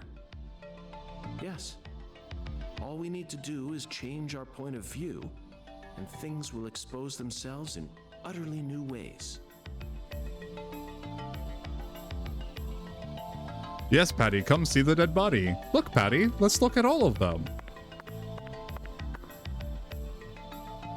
Hey, Mr. York, this is kind of, yeah, Melvin, Yeah. if you have something to say, then just go on and say it. He's so mean. Otherwise, you'll simply be insulting this beautiful landscape.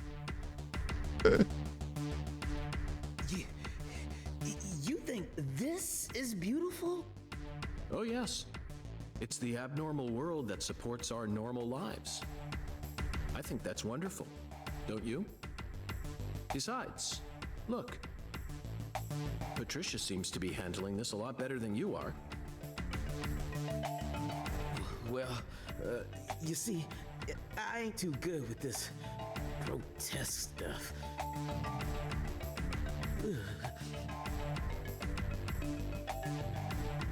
Don't let it get to you, Daddy. Whew. Everyone has at least one thing they're afraid of. Even you, right, Agent York? That is true. Something I'm afraid of? Yeah, that's right. You gotta have at least one thing.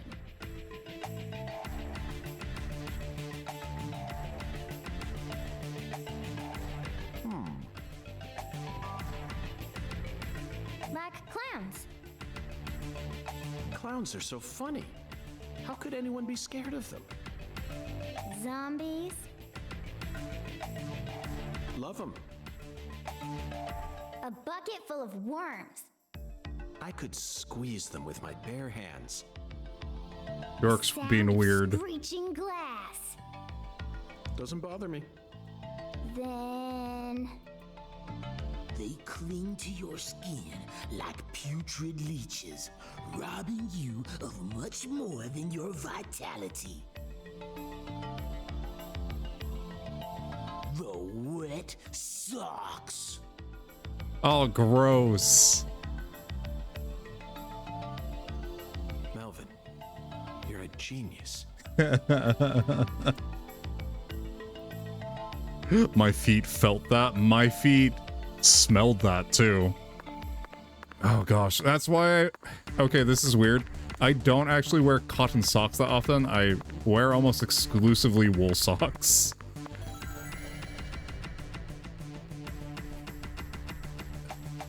That's just because, like, the wool socks aren't as weird.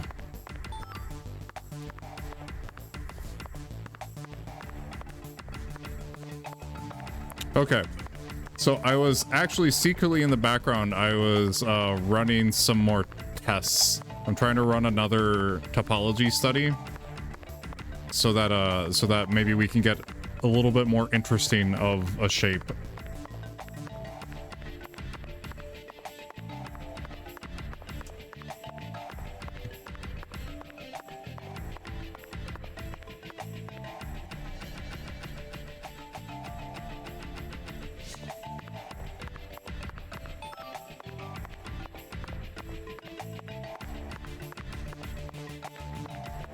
All right, let's see. And then there was something in there? No, nothing in there. So we're good. We're gravy.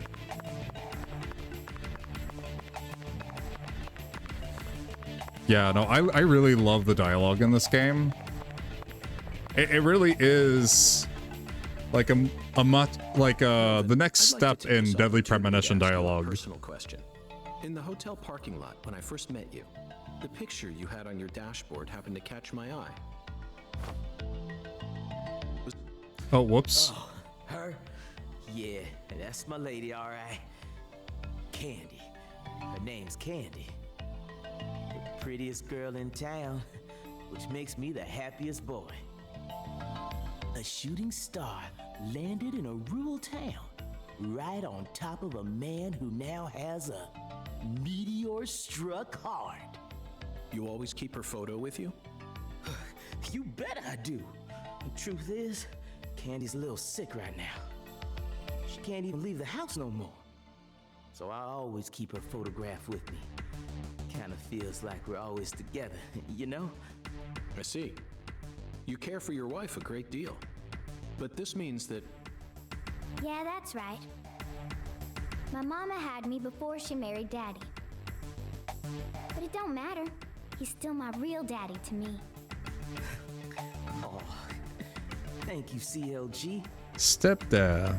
Yeah, like, from what I've seen, like, Melvin is like the sweetest father, and I hope it stays that way. You're my pride and joy. Even if he's kind of a huge nerd and a dork. It's this heartwarming scene, but there's one thing I just can't get out of my mind. Although I was very much confused as to why Patty was his daughter when I saw him. He is actually the twins in disguise. No, you can't do that. It's 2023. You can't do that. You'll get canceled. Perhaps Candy is already... No, let's not think about that. Yeah, I was gonna say, yeah, it's sadly instead of a coat, they put on blackface. No, Isaac and Isaiah, you'll get canceled.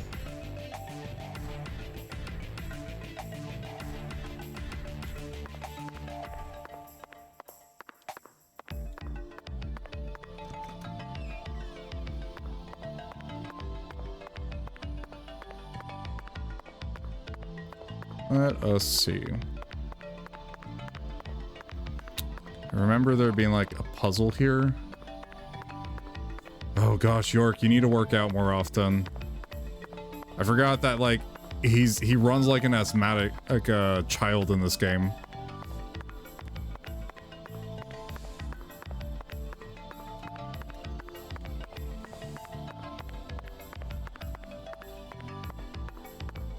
He is a smoker, that's true.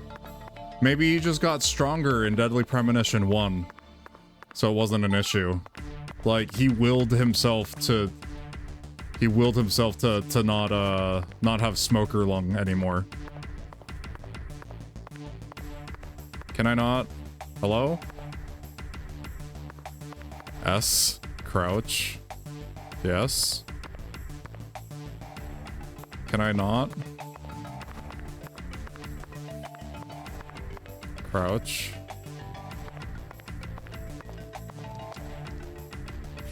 Can I not push them yet?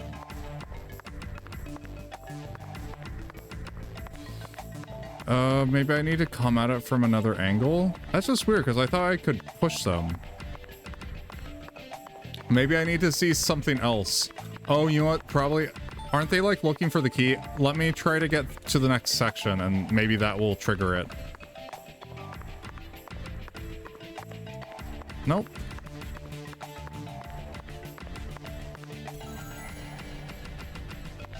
Oh, there's something I have to trigger over here first.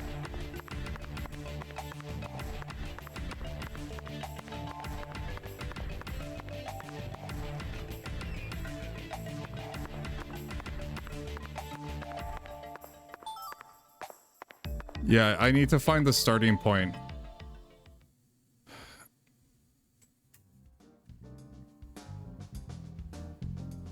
It's another one of those weird, like, Deadly Premonition things. The morgue. Kind of like at the very beginning where you can only control when the investigator is walking forward. They stored the victim's body in a cold storage warehouse operated by her family. I'd love to shake the hand of whoever came up with that one. The crime scene with no body. Hey, Agent York. And just bare slapping feet against the ground. Did you just come here to laugh at rural officers who are doing the best they can? Oh my gosh, Windows, no, I don't want to update. They're like, we've got an update for you. And I think it's literally just them trying to get me to move over to Windows 11 again. I refuse to go to Windows 11 because it is inferior to Windows 10 in almost every way. And it has more ads in it, so I'm just like, no. I miss Windows 7. Special facilities like you people. What else did you expect us to do, huh? Don't compare us with city folk. This is Lucare. Or maybe you're just disappointed that you didn't get to see the bloated, decomposing corpse of a young girl. Well, you got me there, Patty. Sorry, you're right. I went a bit too far just now. I remember Windows XP. Yeah, I grew up with a bunch of different systems, but I think my favorite was definitely 7. It had the clean aesthetic and it also actually ran. But don't misunderstand. I honestly think it's a fantastic idea. I'd never try and bully your daddy. It was definitely better after we went through the travesty that's Windows Vista. Thank you for understanding. My not favorite is ME. I had a couple of those games back in the day. I remember having some Magic School Bus games, and then I had like Putt Putt Saves the Zoo, and then my parents wouldn't get me any more of those games because we were poor.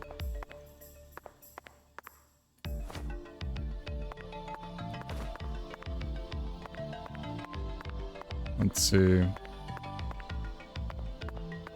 Oh, and I think like old school, I think my dad had a copy of Space Harrier 5 that I could never win because I was too much of a child to understand all of the references. To be fair though, getting through those without a guide is, I don't know how you would do it. Boxes that got left behind. I can't tell what's inside. What do you think, Zach? I'm gonna go with okra.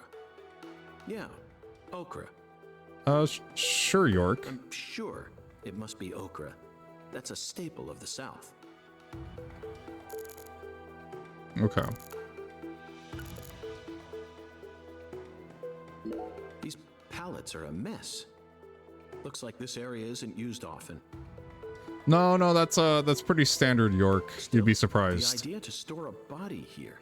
It's a novel, sophisticated idea, unlike anything I'd ever come up with. I'm about to fall asleep? Well, that's totally cool. I'm cool if you lurk, Sam. Or if you just need to shut everything off to get to sleep, that's also totally okay. Thank you so much for coming by. I do appreciate them. Boxes of the past or presence of the future? I'll get that set up at some point, Sam. But thank you for the lurk. Either way, this is a curious time capsule.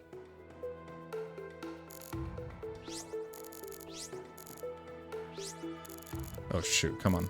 Oh, I was already looking at it. Looks like shelled headless shrimp. Ooh, sounds tasty. Brought here? And when will they be taken away? Zach, can you feel it? The perpetual, unstoppable flow of time.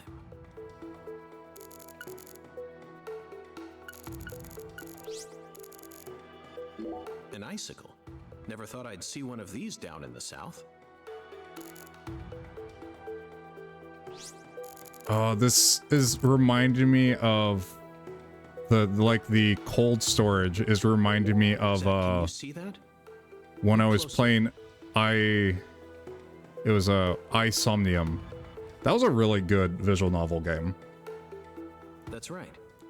There are 4 imprints in the frost on the top of this. I love Isomnium, and then I realized who wrote the script, and I realized that the person that wrote the script of my favorite visual novel, 999. It's hard to believe, but I think these are fingerprints. Which I would love to play on stream one time. Yes, Zach, that would lead one to believe that the body napper is a giant who's over 10 feet tall. But it would definitely have to be emulated on the DS, because that's the proper way to play it. Look at the thermometer, Zach. It's at 10 degrees Fahrenheit, or minus 12.2 degrees Celsius. And I'm not just saying that it's the only way to play it as to be like a retro supremacist. No, like there are actual like story reasons and implications as to why it needs to be on the DS, or else you miss a huge portion of what the game means. This must not be the ambiguous 0. This frost is shaped like something we're very used to seeing. That's right, a body bag. Lisa's body must have been left here, but there are no signs that the bag was dragged away. Well, hello, Luna. You come in and say hi? No, you just want to eat food? That's okay, I'm patient. Luna's not as affectionate as Walter. so our criminal must possess monstrous strength. Zach, these are human footprints, and they're extremely large. Yes, Zach, I agree. These footprints must belong to someone who's used to walking around in cold temperatures. Looks like we finished the inspection.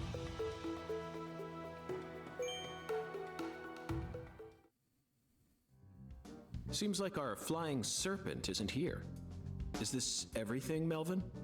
There aren't any other rooms in this warehouse? No special rooms? Well, there is the luxury foods warehouse. Luxury foods? Why didn't you say so earlier?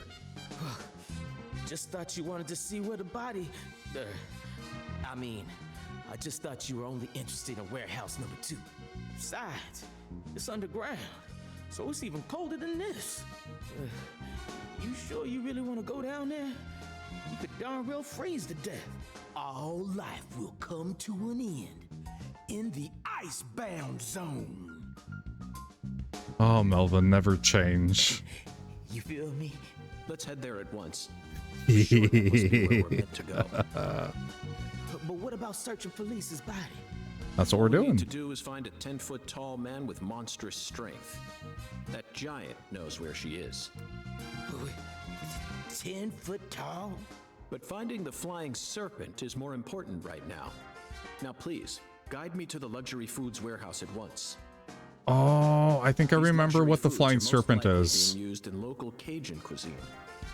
I'm so excited to see what we'll find. Aren't you, Zach? Search the morgue for clues to who took Lisa's body. The flying serpent must be lurking around the luxury foods warehouse. Quests updated. Okay. So I think now we should be able to push stuff because I think we can now trigger some other stuff.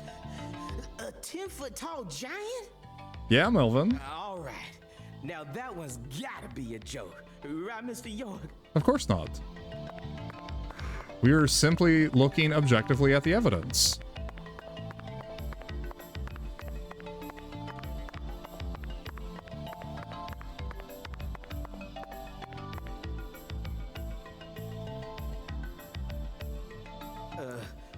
That elevator needs a key, Mr. York.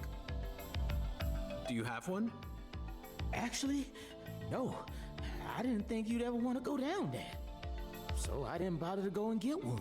Well then, would you go and get one now? Yeah. COG, I know. I'll tell it to him straight. Thing is, Mr. York, you know the Clarksons? The folks who own this place? Well, they don't too much like the police. Mm-hmm. Continue. They sure as hell don't like them when they're my color. Yeah, Melvin, was, that's true. It is rough. Real hard for me to get permission to open up this place for you to search through. So they ain't gonna be too happy if I go back to them now, asking for another key. What should we do then? Let's just find a worker here who can lower the elevator for us instead. All they need to do is take a break from their work for a couple minutes. And what am I supposed to do? Just stand here and pretend like nothing's happening? Yeah, you FBI folks are good at that, right? That's always what I see you doing on TV. Ooh. Good thing you have a lot of ice down here for that burn, York. I'm sorry, I had to point it out. I had to. I was compelled. Don't blame me for my sense of humor. It's all I've got. Okay, maybe now we can... Maybe now we can get down here and push? No? Okay. Let's see. Here we go. Now we can Zach, I push. think we can move this. Better check back here as well, just to be on the safe side. Okay, now we can push.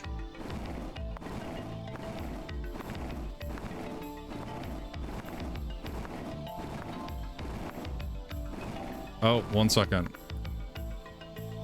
Oh, back. Okay, got it. That's so unintuitive.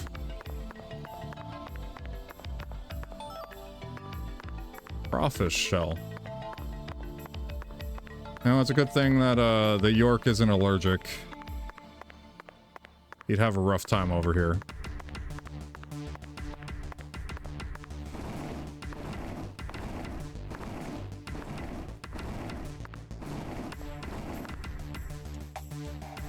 And then I think we can go here. I don't think we want to push that all the way, because I think we have to get through the other side.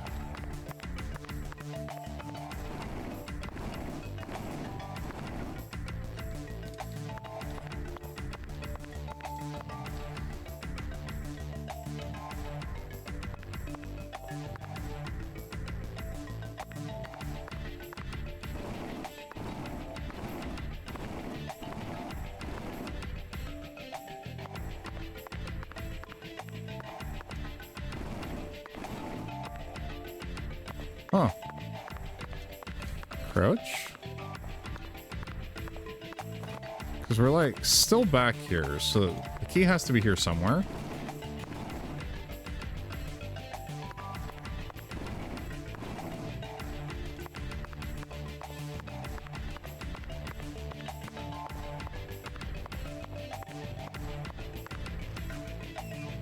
Okay, we Zach, can. the human ability to adapt is a frightening thing.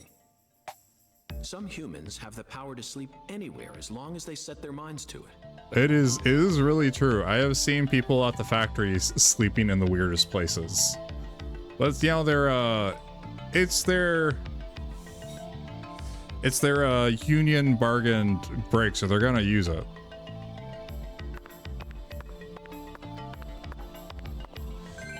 We'll just acquire the elevator key. A key for the elevator that leads to the luxury foods warehouse. All right. Now we should be able to operate the elevator. No need to worry. This facility no longer has a body to steal. What else do they have to lose? A few cans of crawfish? I feel bad for him, but it's for the sake of the investigation. I'll write him a letter of apology later. Yeah.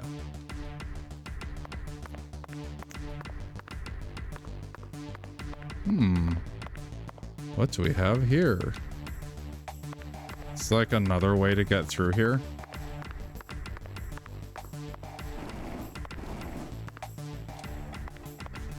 Because we could just get out. Oh, you know what? We could probably move this way. Yeah, that doesn't make any sense based on how the casters are set, but okay. What's back here? I got a something. A crawfish tail. Not sure if that was really worth it.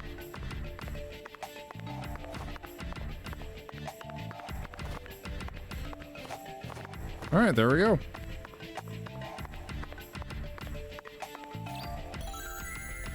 Acquire the elevator key. Head to the luxury foods warehouse.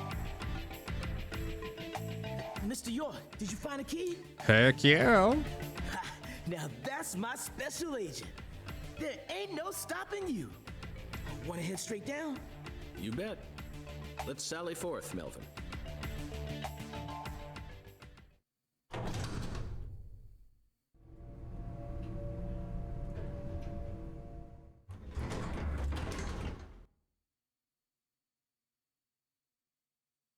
Zach, look at that thermometer. 0 degrees Fahrenheit, or minus 17.7 degrees Celsius. It's ambiguous 0 because we don't know which scale of 0 we're using. This is the ambiguous 0.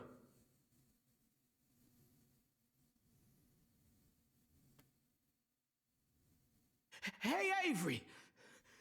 Can you hear me?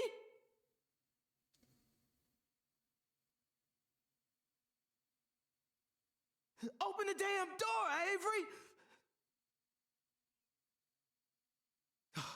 It ain't no use, Mr. York. Once Avery starts working on something, that's all he sees.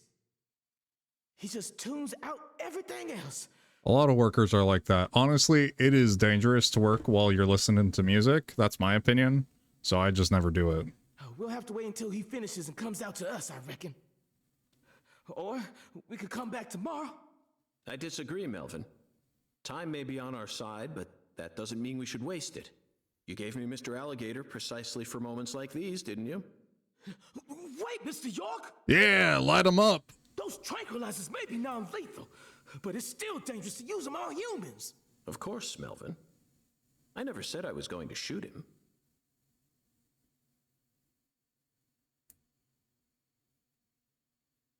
You're gonna shoot some meat to get his attention. I'm right, ain't I?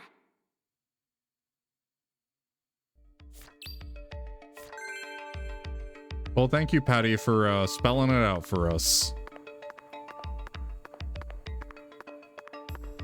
A yoink. A bullfrog tongue.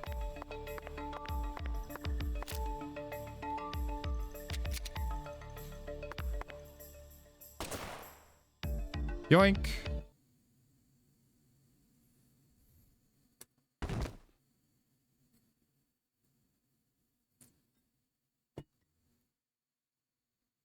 Hi.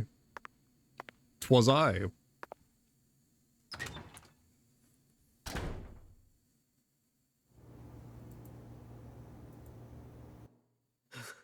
This is Mr. York, an agent from the FBI. Hi, Avery. I'm Special Agent Francis York Morgan. Please, call me York. York, you a smarty pants, huh? Avery Smith. Oh, I love the veins in his eyes. He's shyer than he looks. Come on, just settle down, Avery. Tell him what this here place is for. Lots of expensive food here. Yup. Mighty precious to the Clarksons, so I gotta guard it. I see. So you're this area's keeper. Oh, I help with the research too. I do like research. Research? What are you talking about, Avery? This doesn't look like a lab to me. Oh, ain't no lab. It's a warehouse. He's giving me some real Lenny vibes right now. Smarty pant scientist does the research. I ain't no smarty pants, no. He's a bit slow in the mind, but he ain't a bad guy. Oh. Your story about the giant who carried Lisa out. Don't tell me you think it's him. Nah, he's not nearly tall enough. It's true that he's free to come and go as he pleases in this warehouse, but... No, as far as I can tell, he's just a bit over 6'5". The one who moved Lisa's body must be at least 10 feet tall. He's clearly too short. Too short, huh? Well, if you ever happen to find a man who makes him look small, I'd sure like to meet him.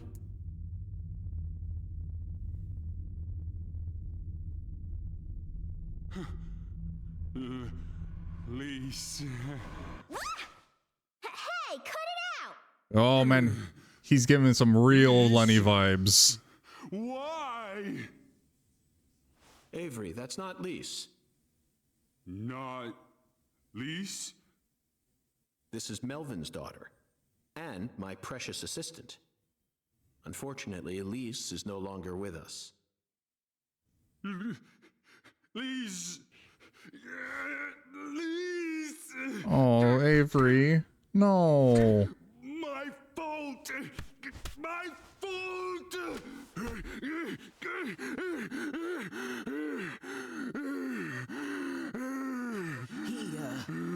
I guess he's sort of like Lise, you know? See, the poor fella's got himself a childlike mind. You know how normal kids tease other kids in order to get attention? Well, with this big lug, sometimes folks who don't know him too well see something and end up calling the police. But I know that deep down, he's got a good heart. Hey. Oh, that's why he knows him so I'll well. keep him busy, but I'd appreciate it if you'd hurry this particular inspection along. Just holler at me if you find anything. I reckon that'll make it easier for you to go do your thing, yeah? Melvin, I think you're finally starting to catch on. Thank you, Melvin. Alright, we shot that down. Now we gotta find the flying serpent. Yep. I want to talk with him again. I'll keep an eye on him while we're here. Just relax, Avery. We'll get out of your way as soon as we're finished. Aww. Oh, we'll yoink that. Alligator guard tail. Interesting. Avery, this box looks special. Clarkson food. For their home. Oh, interesting. Melvin, is this the Clarksons' family crest? Oh, the dragonfly? Yeah, that's the Clarksons' mark, all right. Oh, they just told us. I was feeling special because we figured that out. Ain't no big deal, though. You can find those all over town. Is that so? Well, yeah. They pretty much run all of this town's major industries. Yeah. I do believe they own just about everything there is to own. So their word is law. They got the whole darn town tattooed with their dragonflies. Can't even walk a few steps without seeing one. That's an interesting way of putting it. They're tattooed. They're not just, you know, like put up. They're tattooed. That's a more permanent way of putting it. Zach, this dragonfly is our flying serpent. Oh. The flying serpent owns this town. They're related to Lise Clarkson, our victim, and Hungan's oracle pointed us toward their family crest. The Clarksons must be deeply intertwined with this case. Melvin, Patricia, I think I've had enough of this frozen world. Let's head back out to that merciless sun.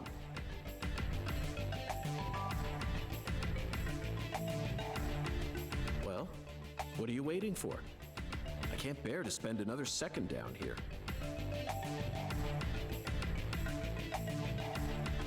Oh, perfect. The mesh finished running.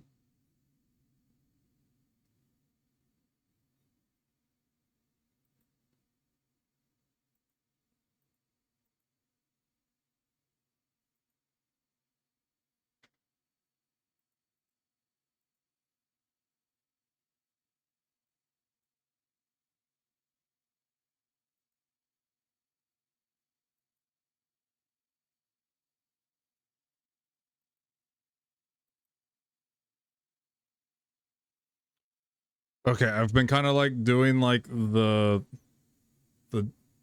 simulation in the background, so hopefully this works better this time.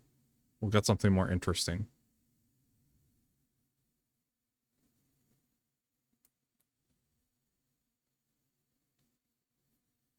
I made the force a little bit lighter so that it removes more material. So, what do we do now, Mr. York?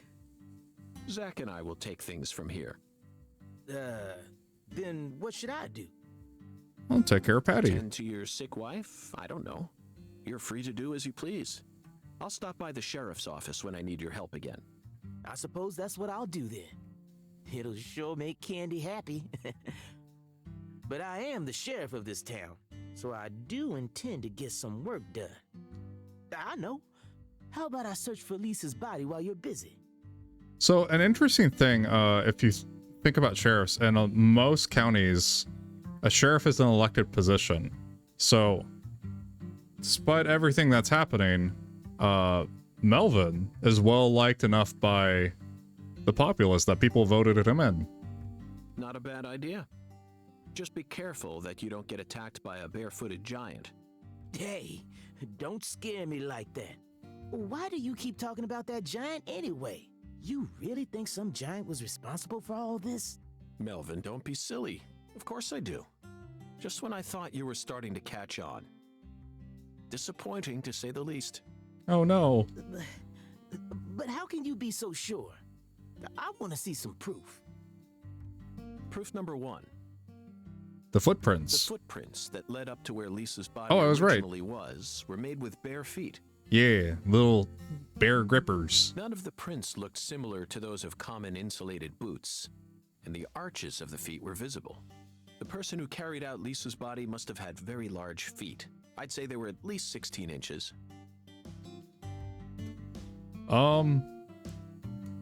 Yeah, that's bigger than my feet. My feet are huge. Proof number 2. I found fingerprints on the cord of one of the hanging lights in the warehouse. The fingerprints weren't aimed up from below. They were coming directly from the side. Clearly, the giant moved the light because it was in his way. He pinched the cord with his fingers. Proof number 3. There was nothing else found in the vicinity where Lisa's body was stored. This means the giant carried her out without dragging her across the floor. But there's only one set of footprints. The only conclusion I can draw from this evidence is that a barefooted giant, standing over 10 feet tall, carried Lisa's body out. That concludes the entirety of my proof. Any objections, Melvin? But there ain't no way a human could ever be that tall. Have you seen every human alive with your own eyes? Well then, you need to forget all your preconceived notions when embarking on an investigation. Whether you come face to face with a 10-foot giant or a skeletal gentleman, you always need to accept everything that comes to you with a clear mind. Do that, and eventually the truth will reveal itself to you. You're a smart kid, I'm sure you understand. Well, I'll be damned. I'm sorry I ever doubted you, Mr. FBI Special Agent, sir. Best remember that, Melvin. A sharp eye and flawless observational skills. Uncovering the truth with a heady intuition. And the intuition has nothing to do with it, Melvin. I won't ever question you again. Heck, I'll do whatever you say. That's it, Melvin. I'm glad you finally caught on. Okay, time to go, Patty. You know this town well, so I'd like you to accompany me from now on. Patty?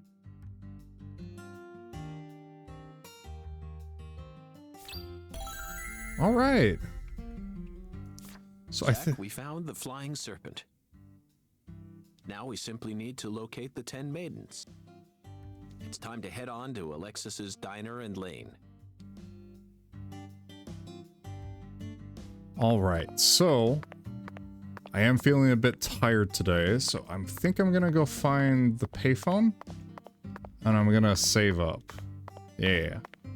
So yeah, this is fun. It is a bit long-winded, but I really do enjoy the conversations between characters because they're just that. They're conversations between characters, each of them very unique and quirky and weird, but very strong characters, and I like a story that does that. So we're gonna save for now, but one second, we'll save over the manual save. All right. But yeah, no, I had a lot of fun with this, and I also had a lot of fun with, I guess, the topology. It was kind of disappointing, the results, but I think I'm starting to understand it. I'm going to try a couple different things, but it does look like it takes like 20 minutes to an hour to run. So I might experiment with doing it with a much lower quality mesh so it just runs faster. So yeah, we'll see how that goes. But yeah, this was Deadly Premonition 2. I hope that you guys are enjoying it, and thank you so much for coming by and talking with me and enjoying the stream. I very much appreciate it. You guys are awesome. But yeah, let's see. I think we are going to go...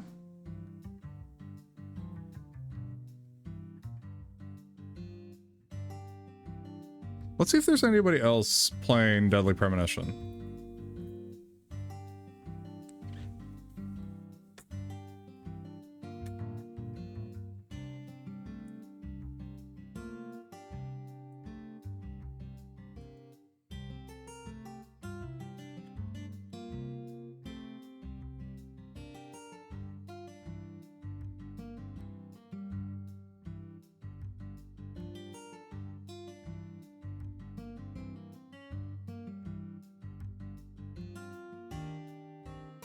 Oh gosh, I think I'm one of the only people playing it right now.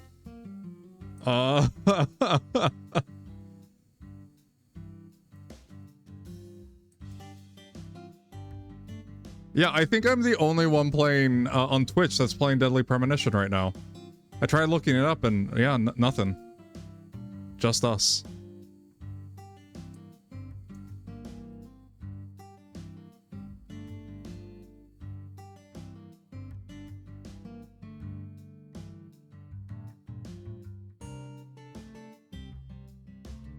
Let's see. Oh yeah, I guess since there's nobody else playing it right now, I think I'll just hang up my coat for tonight. So no raid today, but thank you guys for coming in and enjoying the good vibes.